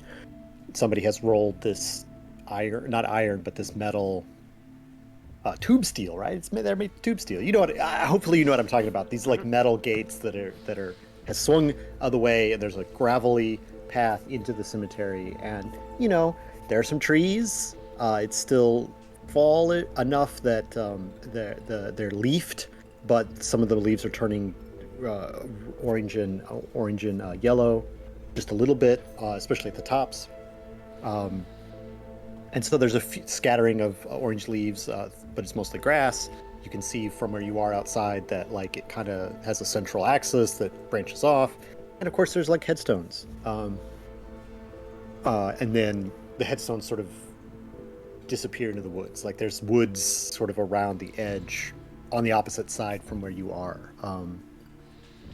So that's the cemetery that as it is. And, there's probably the last notable feature that I'll say before I'll throw it over to you guys is there's probably like a foundation stone kind of in the corner of the wall / the guard shack that has like a date on it, like, I don't know, 1818, something relatively feels like forever ago. 1818? Now I'm checking my history. Does that be right? I don't know. It's old, right? But not not like primordial old, but like, it's been here a while. And you're there? Well, I am like not only not afraid, but I am like, actively I'm very excited to be here. And I want to go and find the oldest grave I can find, which is what I used to do when I was a kid. So I want to go in there and so I'm gonna go and like the first thing I'm gonna look for when I go in is the oldest looking section of the graveyard, and then I'm gonna I imagine there's like maybe a graveyard almost within the graveyard kind of a situation where like from the entrance you see there's kind of a little hill, and then like at the bottom of that hill, although I don't know, graveyard, there's like maybe it's maybe it's on. There's like a very small creek, or not a creek, but a depression, right? It's like on the next rise. You're talking about like again a few feet of height difference, but enough that you can see it. There's like a older stone ring, not a ring, but another rectangle of stone that looks a lot older, a lot more worn, a lot more lichen on that, and it's got like a couple little monument-y type, obelisk type things you can see from here, that it's got some older stuff in it. That would be what, if that's what you're looking for, that's what attracts your attention immediately, is For like sure. this sort of cemetery within a cemetery situation. I want to go to that. I want to find the ones that look the oldest and the ones that look the most unusual. If it doesn't look like sort of typical Halloween prop gravestone. Right. Um, So are you waiting for any of your friends, or are you just going? No, go. I'm just. All right. I am that kid that like you look away and you look back, and I'm halfway. Yeah. So this happens to the other three of you. You get there, you kind of look around, and then William's gone. And are you riding your bike over there, or are you like running? How are you going to go there, William? As far as I can, is there's a path. But as soon as the path stops, and I have to get off the path, I'll just drop the bike and go. Sure. Okay. So the rest of you see William riding down the hill toward this one of these spurs, which will connect to this the most direct route to this location. So the rest of you, how do you react to being here in this location?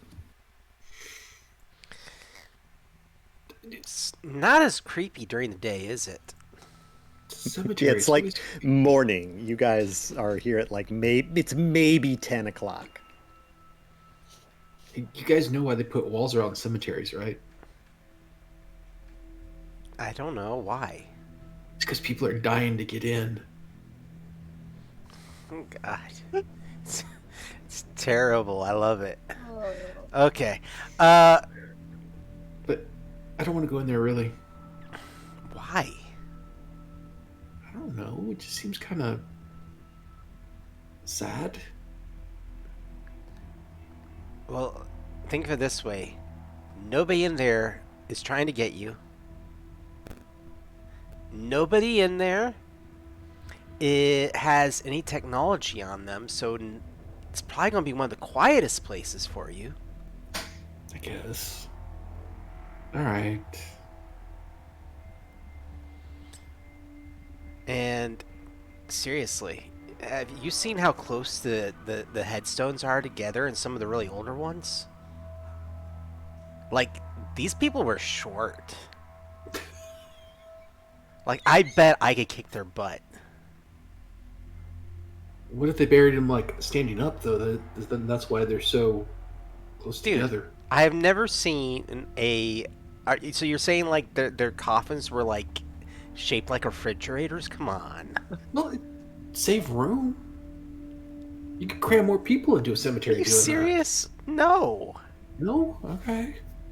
Besides, it's creepier to think of them trying to... Anyway, I don't want to freak you out. Never mind.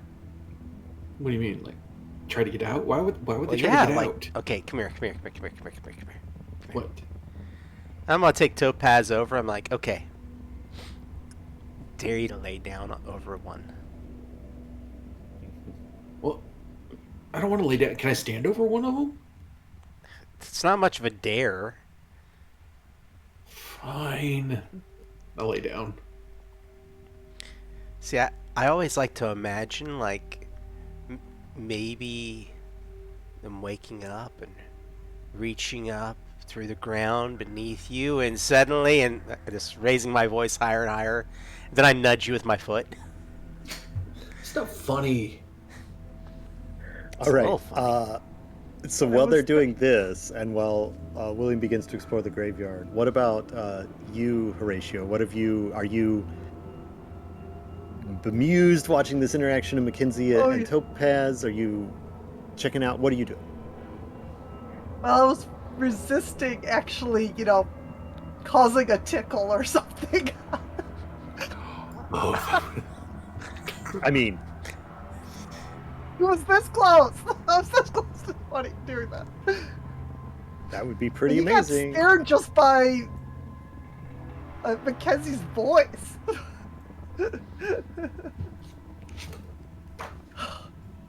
God, it's just a bunch of coffins. Go.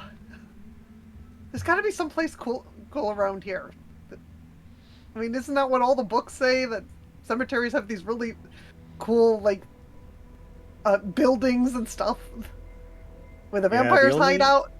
I mean, you don't see anything that looks like a building, not within the graveyard. I mean, there's the like guard shack type thing, but it's, it does not. I mean, you don't expect to find like any crypts in there. It looks like it's you're sadly too familiar with like guarded hallways and stuff like that. So like you sense that is what this is, not a mausoleum type thing. And there are no buildings like that in the thing. There might be some larger monuments that are like have big bases, or maybe even some that are sort of like the sort of above ground style where you've got kind of like a rectilinear object that sits above ground, but nothing that looks like a building. So maybe you're a little disappointed, like the world through media and books and stuff like that, and like this is not exactly living up to your expectations in that respect. Well, yeah, we absolutely have been binging it since we got out. Sure. So William, you are in this older part of the cemetery. What do you think is which monument has attracted your attention? You said you were looking for unusual monuments, the oldest one. What do you think you have found? And you noticed that like the as you were riding along, you see the names like within this little enclosed area. There's only about 2 names within this enclosed area as you're looking around. So what do you think you have? Describe to us what you, as you say, whatever you find what you're looking for in terms of like the coolest one. Yeah. So what does that look like? Well, I'm actually going to draw this from a real place where a very small town where a bunch of my family, my dad's side of the family was from. And the majority of the graveyard actually out there actually is everyone I'm related to. So that it's actually kind of spooky to be out there because it's like 75% of this graveyard is my family. But there's Adam's one, yeah.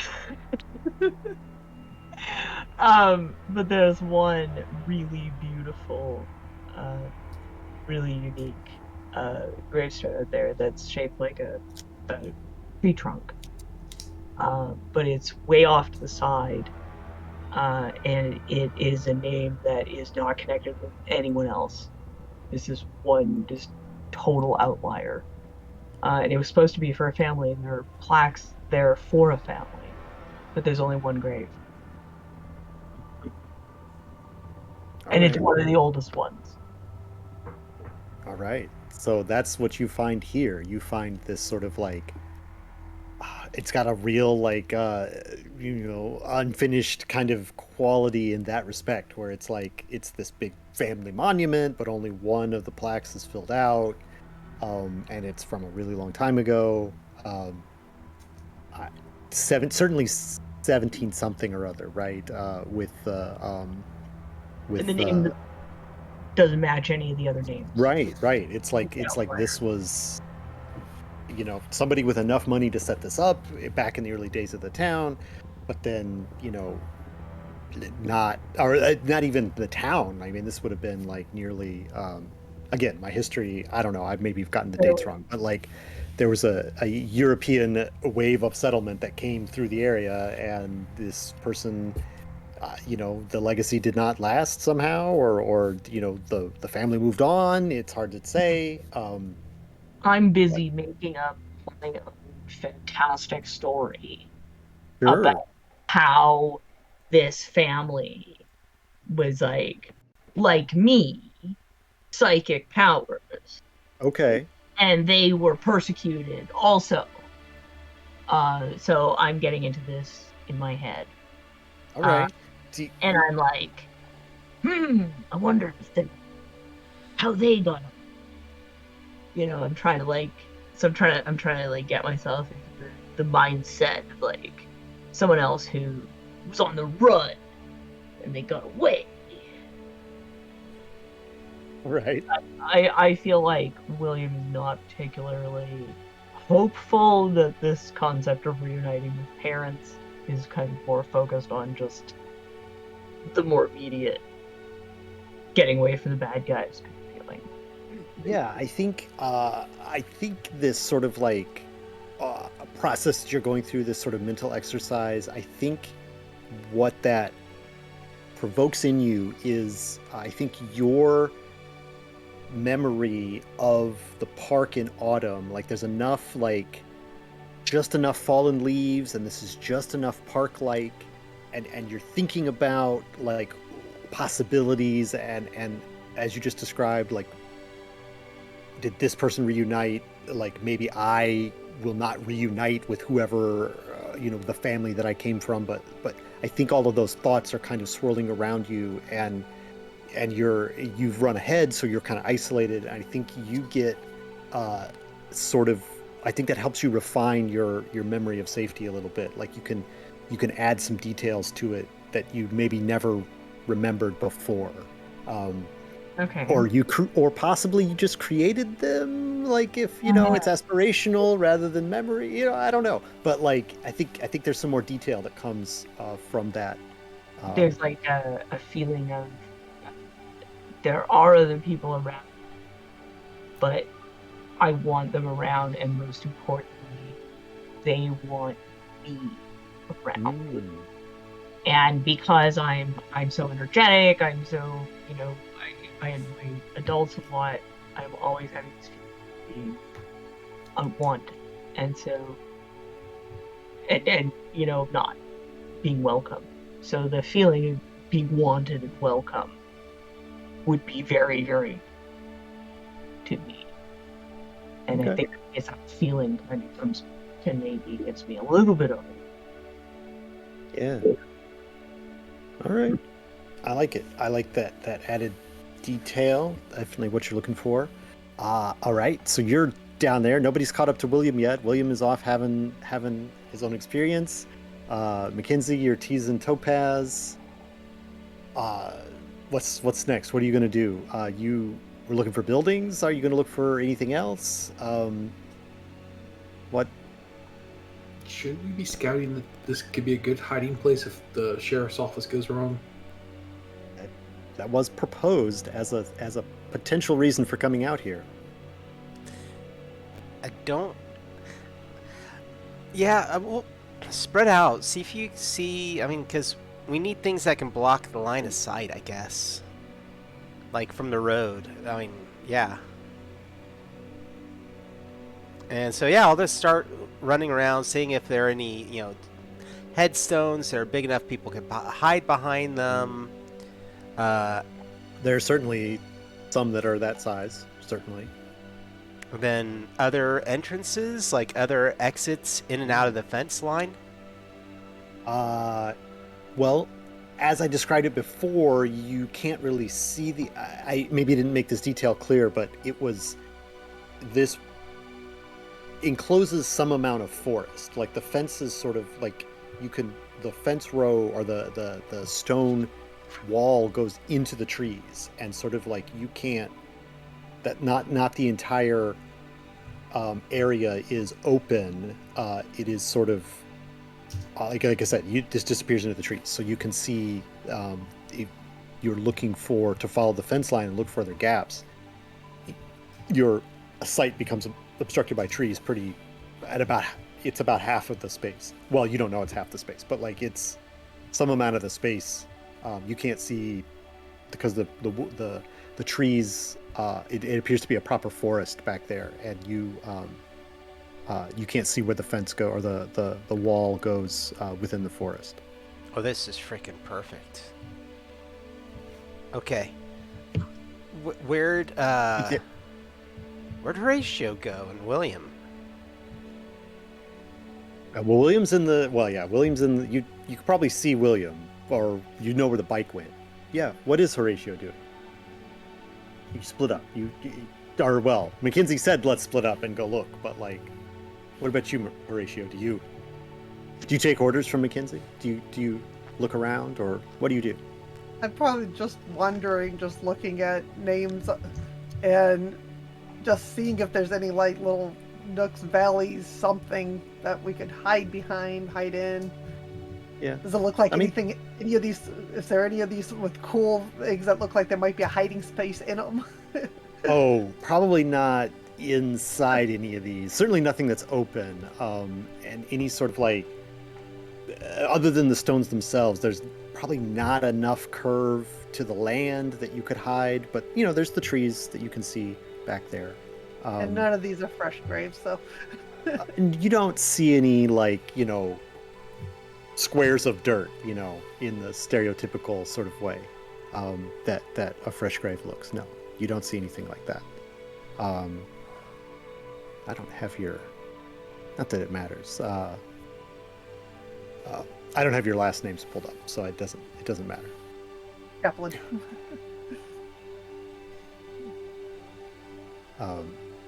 This is Yeah, so so that's what you see. disappointing. Yeah, so there's not, the hiding spots are basically just hiding behind the gravestones themselves, or maybe in the woods. Topaz, what about you? After Mackenzie played a little, you know, a pretty light level trick on you, but then says, hey, let's look for stuff. What do you go look for? So since everybody else is scoping out, you know, the cemetery, all of that, I kind of want to go back to the front to that. You said it was like a guard post or shack or. Yeah, it's probably like,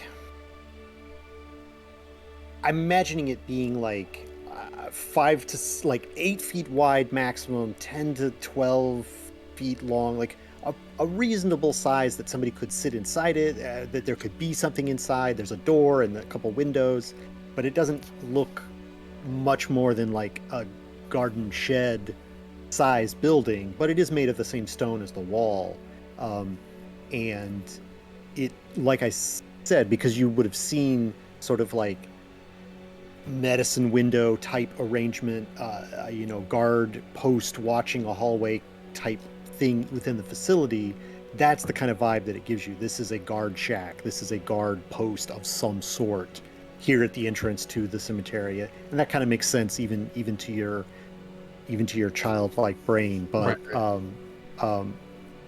that is what it appears to be from the outside, and you know, it like I said, it looks of a piece with the construction of this wall, and possibly somebody is quote unquote supposed to be there keeping an eye on things. It doesn't look too big. It's not a house, obviously. Right. Unless a very small house. I'm gonna go see if the door's unlocked. Ooh. I think that it's probably locked. I don't think that it's like, I think in a small town you might find a door unlocked, but probably not at like a place like this. So it probably is locked, but it's probably not that hard to get it open if you really wanted to. Yeah, Via some means. I want to get it open. I want to see what's in there. Yeah. All right. So I think that's going to be like a fix roll, basically. You're going to. Yeah. I mean, unless you wanted to like fight it, but like I think fixing it is probably going to be your manipulating stuff. It's going to be your best roll. Agreed. Well, I don't have any skill in it, so we'll see. Yeah. I don't think it's going to be too hard of a thing. I'm going to give you a target number of 2 to get this open. You know, either by disassembling the lock part or kind of jamming something into the jam to, like, you know, you can manipulate this without too much trouble. It's not like it's a extremely secure door. So let's see. So can I use my psychic energy? It says spend 1 to add a +1 effect. Is that what this would apply to? Mm-hmm. Okay, okay, go, sorry. So if you want to do that, it's the same as if you any of the 4 things you can do with your attribute. So, yeah. So it's Okay, so I am going to then. I'm going to spend that extra point that I earned earlier to buy a skill in fix. okay. And then I will spend one of my smarts to get another dice for fix. Okay. And then I'll buy another dice. So I've used 2 of my smart points. And I got a 6 and a 5, so we're good. Oh yeah, there you go. So, yeah, you you jimmy it. You I don't know. You apply pressure at just the right way and up and down, and it's like whatever. You get it. You get it, and it gets open. So yeah, this is I imagine there's like a little step up into this building, and I think you open it up. It's got like I think it's. Did it open out? It probably opens out, Okay. and then you it's inside. It's like you got just a little bit of sunlight coming in from the 2 windows at the ends, and now through the door. It's dusty in here. It doesn't look like it gets used very often. It's probably got a desk and a chair, maybe like a folding chair. There's sort of like a built-in desk that's looking out over the graveyard part of it. And then the folding chair is there, like a metal folding chair that's just there. It doesn't look like anybody's sat there in a while. And the other half of the room is like some lawn care type equipment. Okay. So like, there's like a couple rakes against the wall, a couple, there's probably a shovel in there somewhere, even though that's probably not how graves are dug in the 90s. By the 90s, they probably have more advanced machines, but you got to touch up the edges a little bit. Exactly. There's probably it's probably not, I guess, yeah. There's some hand tool type lawn care equipment, not like a riding mower or anything like that. That's probably a lawn service that comes and does that. But it is not that you would know that, but but there's definitely some like tools in here for a bit of maintenance on the grounds. I'm going to pull the door shut. And I'm going to wait for everybody to come out because I'm going to get back at Mackenzie. Oh, so you're going to go inside? Oh, yeah. All right. So you're inside. Great. And you could kind of look out the window and see probably at various points them where they are on the grounds as they do their things. Okay. So I think after a bit, you've scoped this out, Mackenzie. You have pronounced it as "this was awesome" or whatever you said before. This was a great place. Something, I don't know what you said. But you seemed excited to have located this location. I don't know. So it feels like your leadership tendencies are sort of like, okay, now I need to round up my people again. So I think you're starting to round everyone up. I think you don't see Topaz, but Horatio is there, kind of like still looking at some gravestones. I think William is probably, I don't know, you're not exactly like a willowy sort of like dancing around kind of person, but you're doing something. You've decided to you've exited the I'm gonna put this on you and you can reject it or not, but like I imagine you've like decided you're gonna touch like every headstone in this particular row, and you're just going down, don't touching, patting them all as you go down this row. So you see that, Mackenzie, it's you. What do you do to collect your people, or what do you want to do next? Hey! Whistle! Can't whistle yet. Anyway, whistle! I'm seeing if I can get them all to come up the hill. Oh, yeah. Yeah. All right. So you can all hear Mackenzie shouting whistle. And I think it feels pretty good think, Mackenzie, to shout, because you've had to be so secretive for like so much of the last few weeks, that like just like running around outside and shouting feels great. I can imagine. Mackenzie's shouted whistle, and perhaps you all, I mean, I'm sure you realize this is like, Mackenzie's calling attention. William and Horatio. Topaz, you have other plans. Let's go find Topaz and talk about if we can use this place. I think this might make a good place to like depart from if things really go wrong.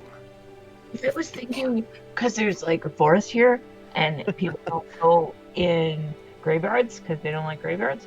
Yeah. And maybe we could see if that house that we were in, or like some other house, has some camping stuff, and we could like put a tent up. Makes sense to me, yeah.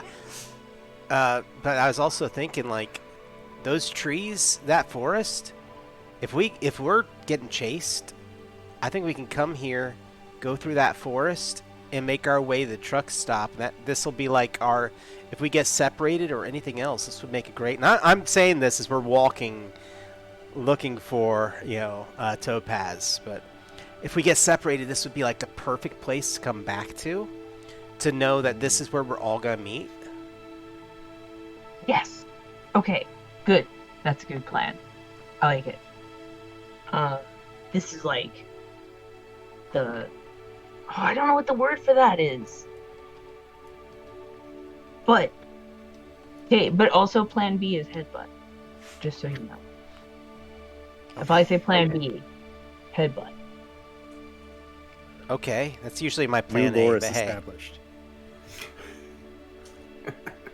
It is plan A. It's really good.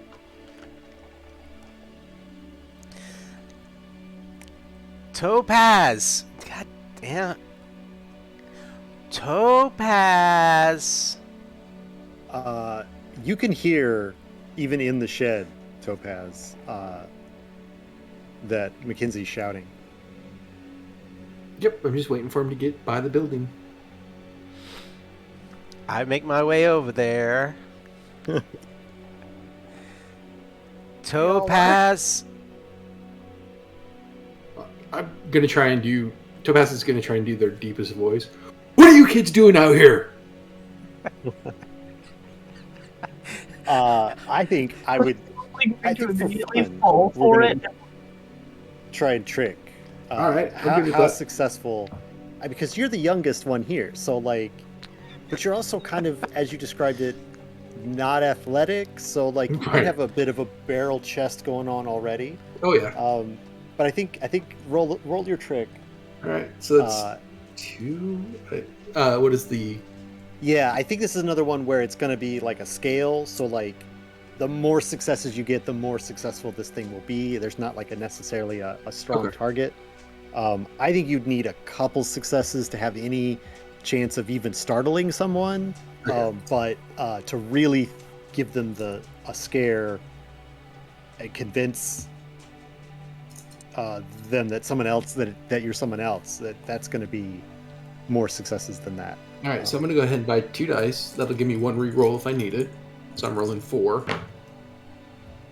Okay, that's a 5 and a 6. I'm gonna re-roll the other 2. Hey. No, just a 5 and a 6. All right. So you get your best attempt at a booming voice is not exactly successful, but I think you do kind of give like a general sort of like surprise. Like they did not expect someone to jump out. No one expected anyone to jump out of this shed / guardhouse. So you do get a little bit of revenge there. I got you guys. Yeah, You should have yeah. seen your face. Ah. I locked the door. Okay, was there anything cool in it? What's in there? And I immediately turn around and come running back in. It's dusty and there's like a shovel and some tools. think there's like a really old-fashioned lawnmower in there. But it could be a place to hide out. I didn't break the lock. We could relock it easily.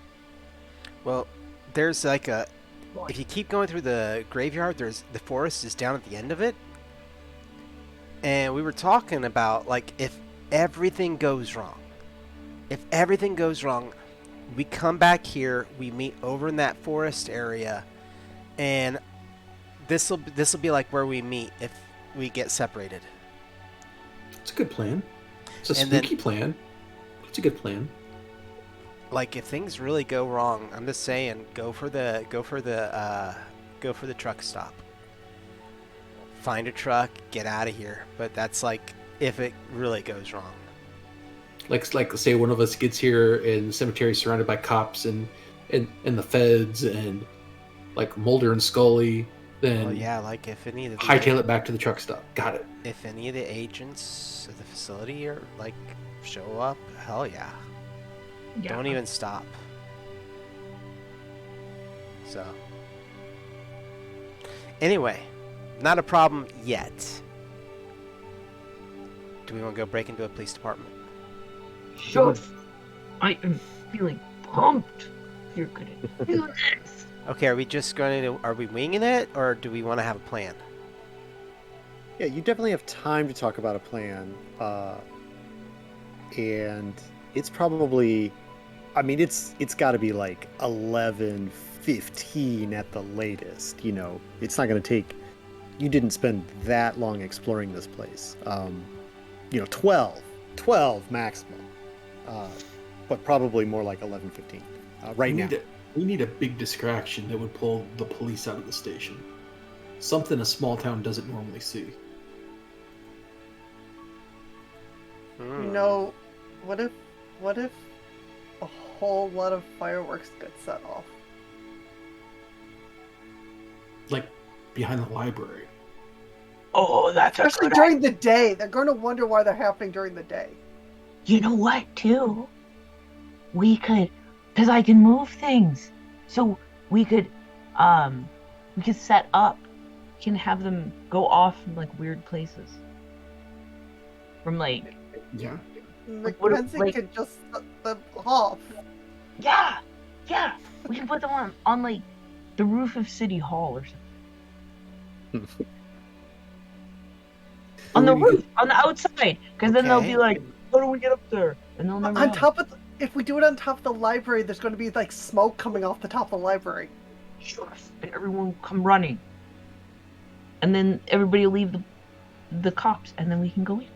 Where are we going to get the fireworks from? Oh. Yeah. I think since you were talking about driver's license earlier, Topaz, like you are like immediately like, no one will give us fireworks. So like, even if William can produce the money, no one's just gonna hand over fireworks to us. We just have to find someone who already has some, like a whole bunch in their garage or something, and we just steal them. Yeah.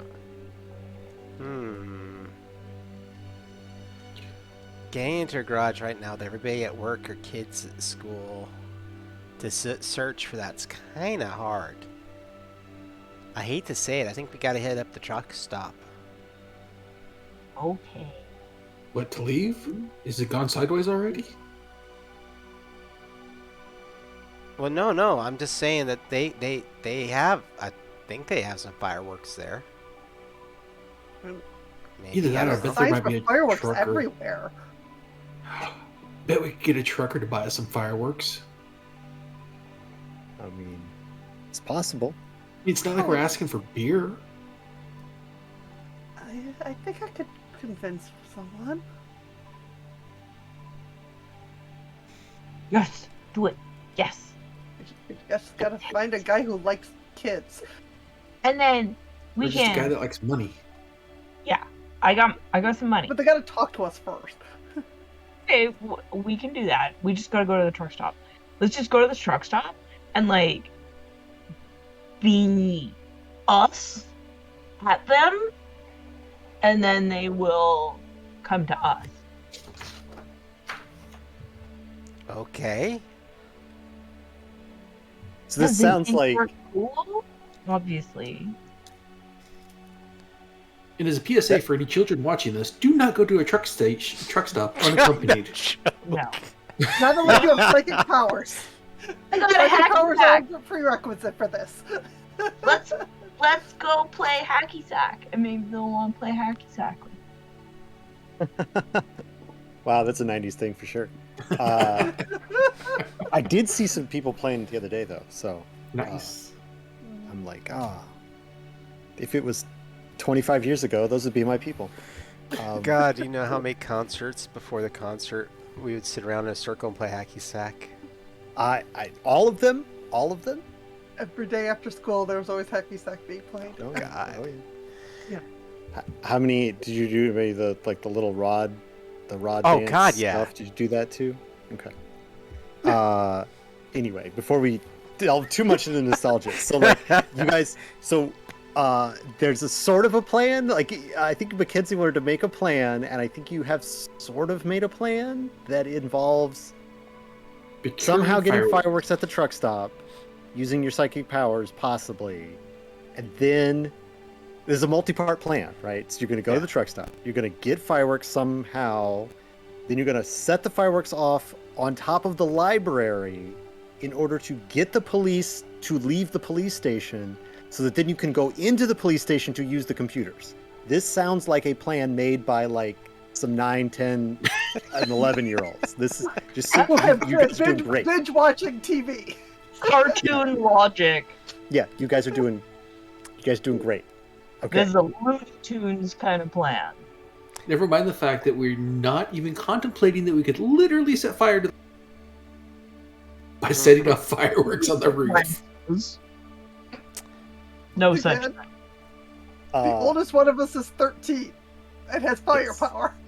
And it has fire. Yes. So, I'm happy to walk through as much of this plan with you as we want. But you also, Mackenzie, you called for a plan, and this is the plan that's come together. And you're kind of the oldest, so I think you could kind of like put your weight on the scales here about whether or not this is what you're going to go through with right now or not. But I am going to say, especially as just mentioned, knowing that you're the one who's the pyrokinetic. So, but you don't have fireworks. You don't have True. fireworks. But you're a fire. I'm a fire starter. A fire starter. You could probably. I think you have to. Yeah, I don't know. You read your powers while you describe what you're thinking about. I'm just going to say, hey, I know the fireworks are really cool, but there's a lot going on there. Why don't we just set the dumpster on fire at the library? Oh, I guess that's easier. Not I guess. It's not as fun. And, Fine. Ooh, I bet there might be like old newspapers in there too. That would help, wouldn't it? It might. And then I was going to say, we call it in and say that the Cub Scouts were holding a meeting in the library. I don't know. Oh, like they're gonna come save the Cub Scouts, or Yeah. they're gonna blame it on the Cub Scouts? These Haven't we- There's a fire at the library. We revealed don't. to have been your rivals this whole time. We just say there's a fire at the library. We don't tell them it's in the dumpster. Yeah. That's what I'm thinking. Okay. You Yeah, know? 'cause I It's mean, gonna make so much panic. Well, let's do it. pedal to the Okay. library. So, how far away can you be to set things on fire? I'm reading the power now. It's pretty vague on that, as all of the powers are. I think it really comes down to the the card draw like mechanic. How effective your power is really depends on what you can draw from the top of the deck. And if if you're trying specifically to set something far away on fire, unless you get a better match, you may not be able to do it. You know, Okay. you may accidentally set something on fire closer, or whatever. I think it's all of a lot of this game is pretty loose, and that's sort of like because it's a storytelling game more than a numbers kind of game. Okay. I was gonna say So I can help you if you want. If you want to like set a little thing, like we'll get some newspaper, and you can like do your thing, and then I can like move it over there if you need me to move it. Or after you start the fire, I can move some stuff around and make it get bigger. Yeah, that let's go with that. If I can start the fire, you put more stuff on it. Okay. Okay. Okay. nice. I All right. don't want to be full. Let me see. Hi. Okay, so you make your way back to the library, which, as we established at the beginning, is on Main Street again. So you've come back to downtown. It's, I think, maybe close to noon by now. It's a little ways to get out there to the cemetery, a little ways back. It's not, it's before noon, right before noon. By the time you get back to that side of town, and then Main Street is a few blocks long, and the Carnegie Library is kind of on the opposite side from Pete's. So like you're not near Pete's, you're at the Carnegie side, the Carnegie Library side. We'll say that it's sort of across the street from like a public park, and then like beside the public park, it's sort of almost like a square, like a plaza, where you've got kind of the sort of a legal building and sort of like an administrative building that are kind of other two sides of that. So that's all across the street from the library.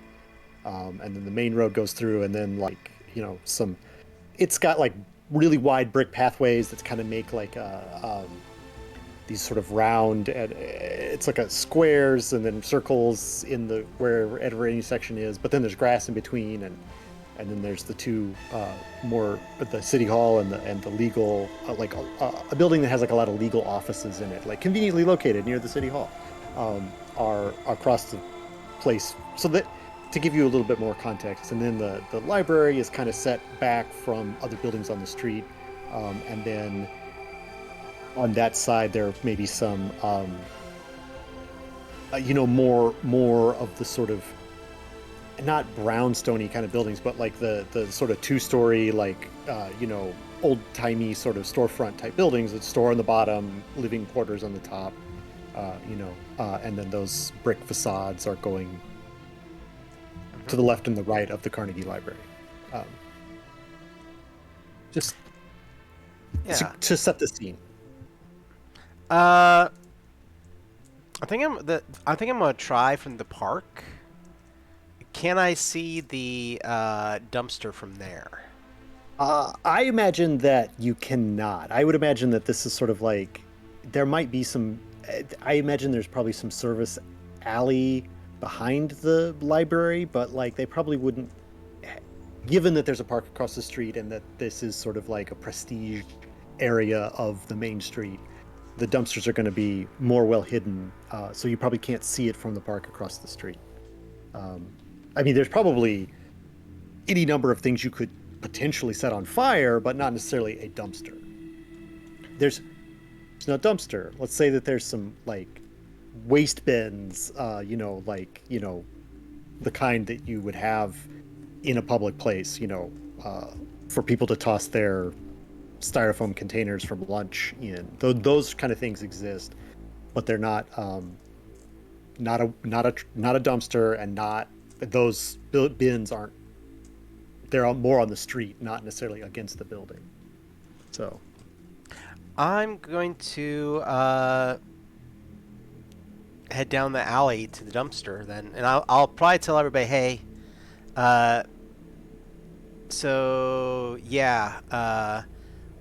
William, if you're coming with me, Topaz and Horatio, can you hang on to the bikes? Alright. So, I go down the alley, and I'm going to try and find a dumpster and start a fire. I mean, I think this would not be hard to do either one of those things. I think, well, unless your power just doesn't happen at all, which it Truth. could happen. I don't know. Yeah, I think finding the dumpster. There's a fair number of people around, passing, going, whatever, because it's sort of that hour when a lot of people take their lunch, and there's probably some people. If you came through the park, you definitely saw that there were lots of people in the park. But it's like there are also some kids in the park because there might be.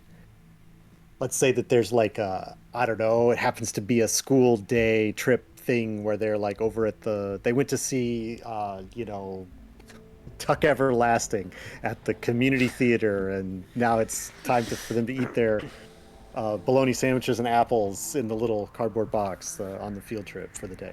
So there's kids around, so you don't stand out necessarily, but you're on your bikes. I don't know. Anyway, the point is that I think you can find an opportune moment to use your power to make the card go off. So do you have a before the power goes off? What is your fire? What does the manifestation happen when you evoke fire? Like, what does that look like when you successfully do it? And then we'll see whether or not you do it. I want to go the old fire starter from the 80s. I start breathing hard. I'm sweating. My hair is blowing in the wind. I just got to. I'm sorry. I'm too old. That's fine. It's great. So you're huffing and puffing, and what's the top card of the deck? Be second, John. 8 of Hearts. Ooh. Joker. Joker. So you got the Joker. Nice. Which is Set the good wild. one or the bad one. I can't. That's a good. They're equally they're the same in this one. This is the uncolored Joker, but what this means is that you get to pick what card this is, which means you get to choose how powerful your power is. Because if all you're trying to do is start a fire, you don't need to so you could choose how well you match, right? Because you got the Joker. So if you want to fully awaken and have like a giant manifestation of your power, you can do that, or you can be more subtle. It's up to you, because you drew the Joker. God, I'm a kid though. How cool would it be just to have the Inferno instantaneously? You can do it. You manifest a fire tornado. That would get the cops' attention. Obviously, yeah. It And we are certainly would trying to- get some attention. Mushroom cloud Yeah, is kind of the vibe we're going for here. I'm just like, I do it. I'm like, yeah. Oh no! Oh, run! I think we've All got right. the police's attention. Is that what you meant to do? It is like an explosion. Not like out force wise, I guess, but like more like you said, tornado. So it's like a torrent of fire just erupts out, like a column of flames. It's just like you put your mind to it. You've got the little blow in the wind. You're kind of breaking that sweat, and it's just like a fist of flames have punched up through the ground right out of that trash can. It's just like suddenly everything in the trash can is just on fire, and it's like going up like 20 feet in the air, like just all of that potential energy molecularizing into fire plasma immediately. Like you've done it. You've started a fire in that trash can. Sure enough.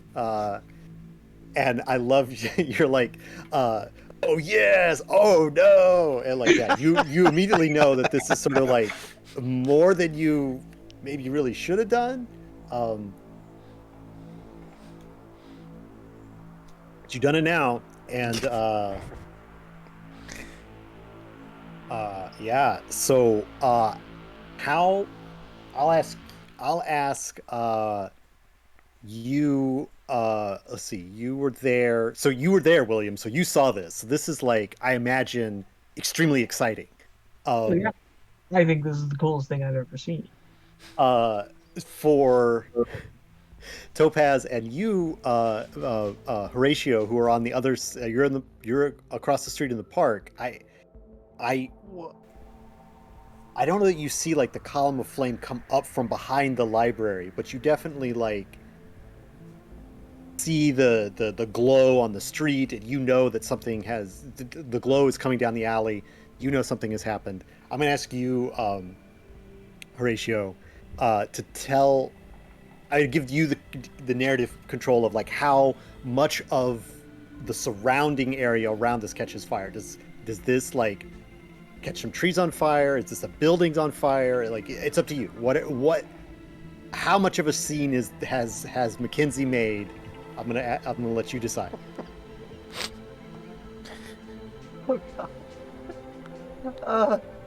Well, I'm going to say that at the very least, the surrounding grass, it's definitely started a grass fire at this point. All right. I mean, we talked about some dried leaves on the ground already, Yeah. so definitely starting to see that. If there's any breeze, that's getting picked up, and All right. I'm seeing this going bad very, very fast. Okay. All right. So that's been established. It's going bad. It is. I imagine. For you, Mackenzie, like you have the. You have the.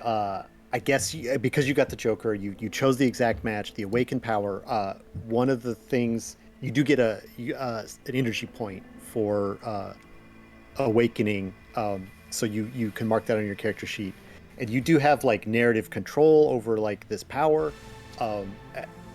So like it's you've set it off, it's gone out of control, and you could decide like, are you gonna try and tone down what you've done? Are you running? Like what are you doing? Because it is more you fully let go, and this is the full effect. And like you got grass burning, you see bits of stuff coming out of the trash can. There's definitely like probably some people looking out of like second story windows that just saw a gout of flame go past that are like you know, there's potential yelling coming from down the alley. Like, I mean, there's a lot going on, but you have control of the fire at least until you leave. So like what do you do with that power? Because you got the high card there. So I would personally imagine that as it was powerful enough that it may have used up a lot of the fuel that it needed for such a thing, because I mean it's still a not so much a physical entity, but it is a force that requires fuel. That fuel is gone now, so I imagine that it might just be smoldering embers, but the heat. I imagine the exterior of the garbage can has turned molten, and it's just falling away. Definitely like certainly the paint has come off for sure. And yeah, so okay, so you've got like a partially melted dumpster here that you've created. All right, so yeah, you've got some people around. Like you've definitely attracted attention. Yeah, as you wanted to do. Running. And I'm like, running to the bikes and hopping on them and getting the heck out of there. Yeah, I think. Yeah, which way do you head? I guess we didn't establish where the police station is, but I'll say it's closer to Pete's than here. It's the direction of Pete's from where you went. Is that where you're headed next? Yep. Or where are you going? Yeah, I think we're going to the police station next. But I'm gonna tell Topaz as we're going. I don't know how much time we'll actually have in the police station, like before we gotta book it. So start thinking in your mind what you want to search for once we have access. Well, we're looking for. Yeah, what are we looking for? Are I we heard looking we were looking for like missing persons. Like we were gonna kind of look for down the missing persons list for like missing kids. current missing Was us. or from when we Yeah, were taken? when we were taken. Or, Does anybody remember that specifically though? I mean, I think at yeah, this we point we're might just know looking for kids that match our descriptions at certain age. You Yeah. know. Right, but I mean, I'll have to filter out. I'm pretty sure that the institute has posted us somewhere saying these kids are Ooh, that's a juvenile good point. delinquents or missing kids, reward if found. Well, So I mean, I can look for older stuff for sure. you could also, and I hate to say this, you can use me for it. Look and see if there are reports of a family dead and a kid missing, matching my description. Well, what did you look like when you were younger? At least this hair color, I know that much. Okay, I can do it. We know how old she is, so Yeah. I think we know your birthday. Maybe we guess. Yeah, that's not explored in the book. I imagine it being like sort of like very institutionalized, right? So that there's like all the birthdays are like all birthdays this month will be celebrated on the 15th. You know, like everybody's is the 15th of the month. You know, something like that, where it's like everyone who's around that, you know, age gets their birthday assigned, you know, which may be accurate or whatever, but accurate to the month, but not to the day. Also, I randomly rolled your last names on like a random table, so like you can assume like they weren't your like given names necessarily. But I guess I could have left that secret until you found some information, but I don't know. Okay, so you've got a little plan. I think that again we're going to keep rolling with that high card that you drew for the success of the overall plan. Although you are going to have to like sneak, like you've created a distraction for sure, and there will be attention moving to this point.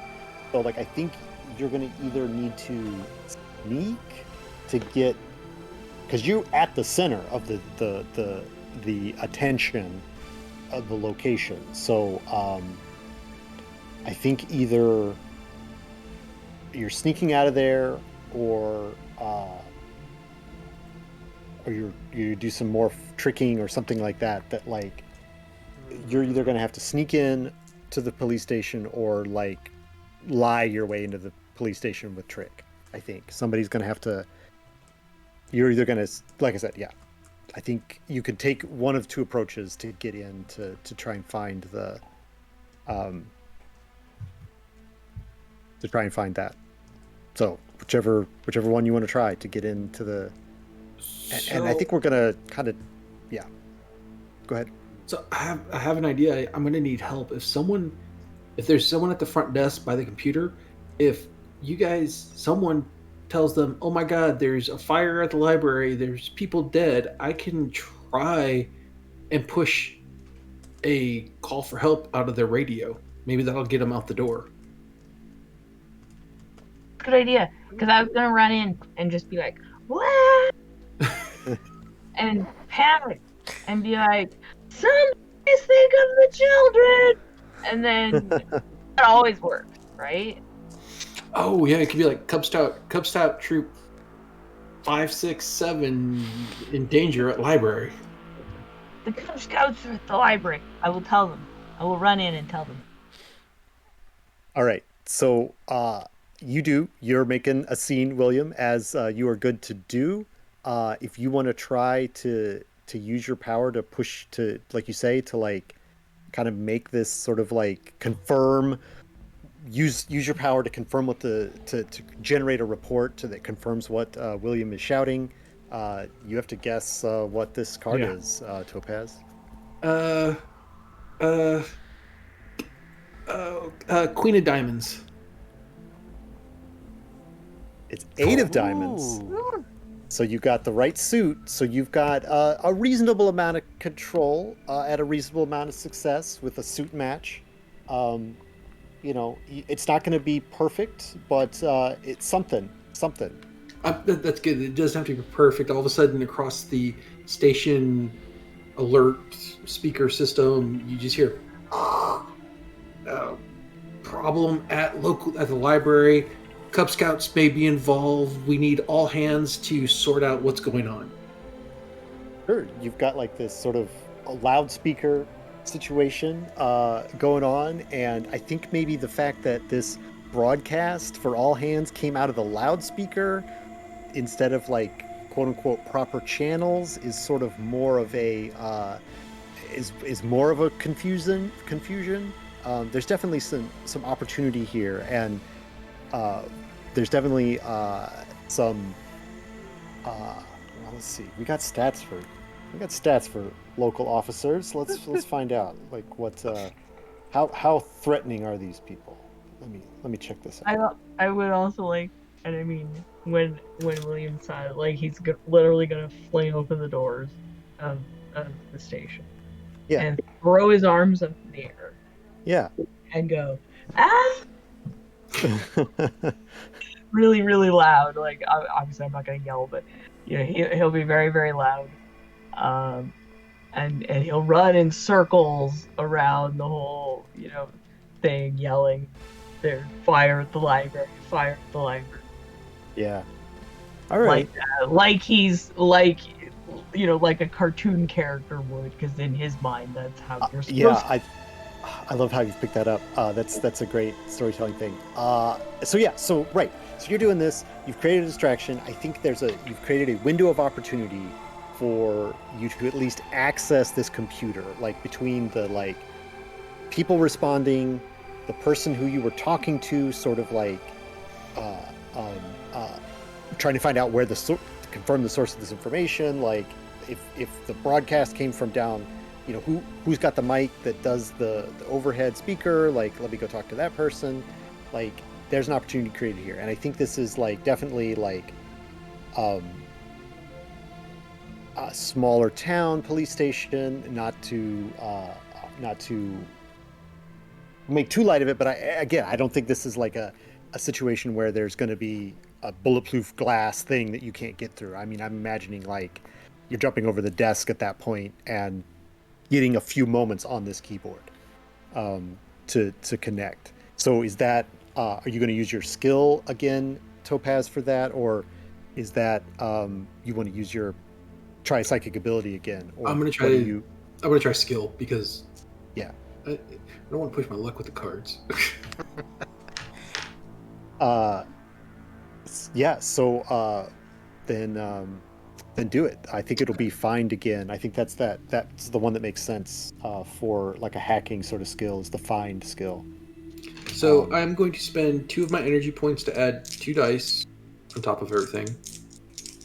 What am I trying to hit? I think we'll give you I think you're in here. I think we'll give 3 to get some sort of information out of here, and exactly what you learn, I'm not sure, but we'll. All right, I'm going to spend one of my guts to reroll because that was all 1s and 2s. Ooh. Okay, I've got 1 success. I've got 2 4s. I've got 2 gut points left, so I'm going to spend that to upgrade those to 4. So that gives me 3 successes. I think that'll work. And so that's what I said. You got 3 successes, so you're able to pull up something. So I think this is a pretty chaotic situation. You've created a fire. You've probably been spotted. You've maybe been observed heading to the police station. the adults are gonna sort it out before too long. So I think, and this is sort of like we're up against our time now, so I think this is sort of like a dramatic ending here. So I'm gonna let you say what you find out related to any one of these searches. What do you pick up? Do you pick up like someone's name? Do you pick up a matching description? Do you pick up like an address? Do you pick up like a photo from what do you pick up? You tell us what all of this rigmarole has happened, but you've only got just this little scrap of information from it. What is that scrap? So I didn't find much, but I found this post from 10 years ago in a picture, and I hold it up, and it looks like a 3-year-old Mackenzie outside of a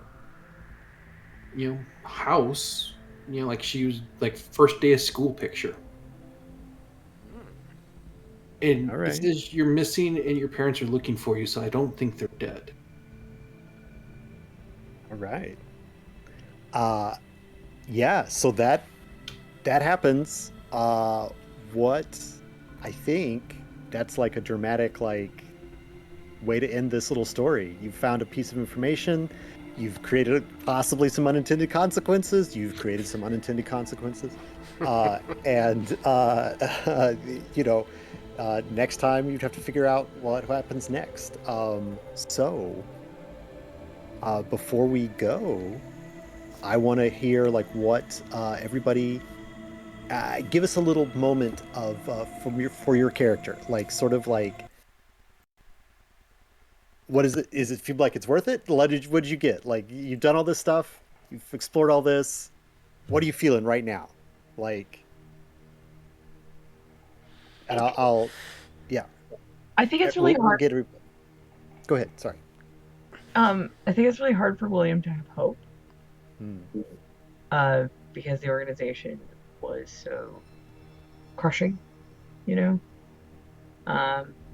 So I think he's got a really he's got this very reckless attitude of just now that they're out here and he's scared and he's seeing how big and scary the world is and everything. But them succeeding, them being able to bond and become friends and fight for each other and fight together and actually get somewhere, has given him some hope. So I think he's kind of coming out of this feeling a little less hopeless, a little more, a little better about everything, and feeling like he belongs, and he's also having a really, really good time winding up cogs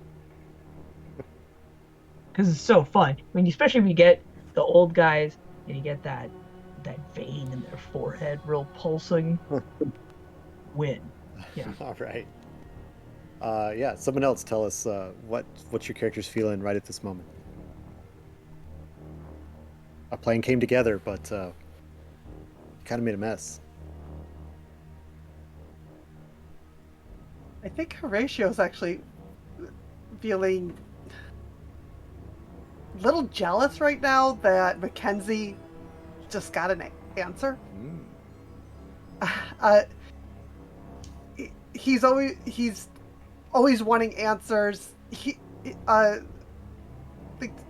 It's definitely about the what's out here, what we can experience, what can we figure out, and that little taste of home made him really wonder about if they have families, and now Mackenzie knows.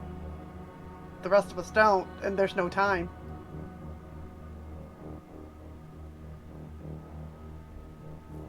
Good. I love that.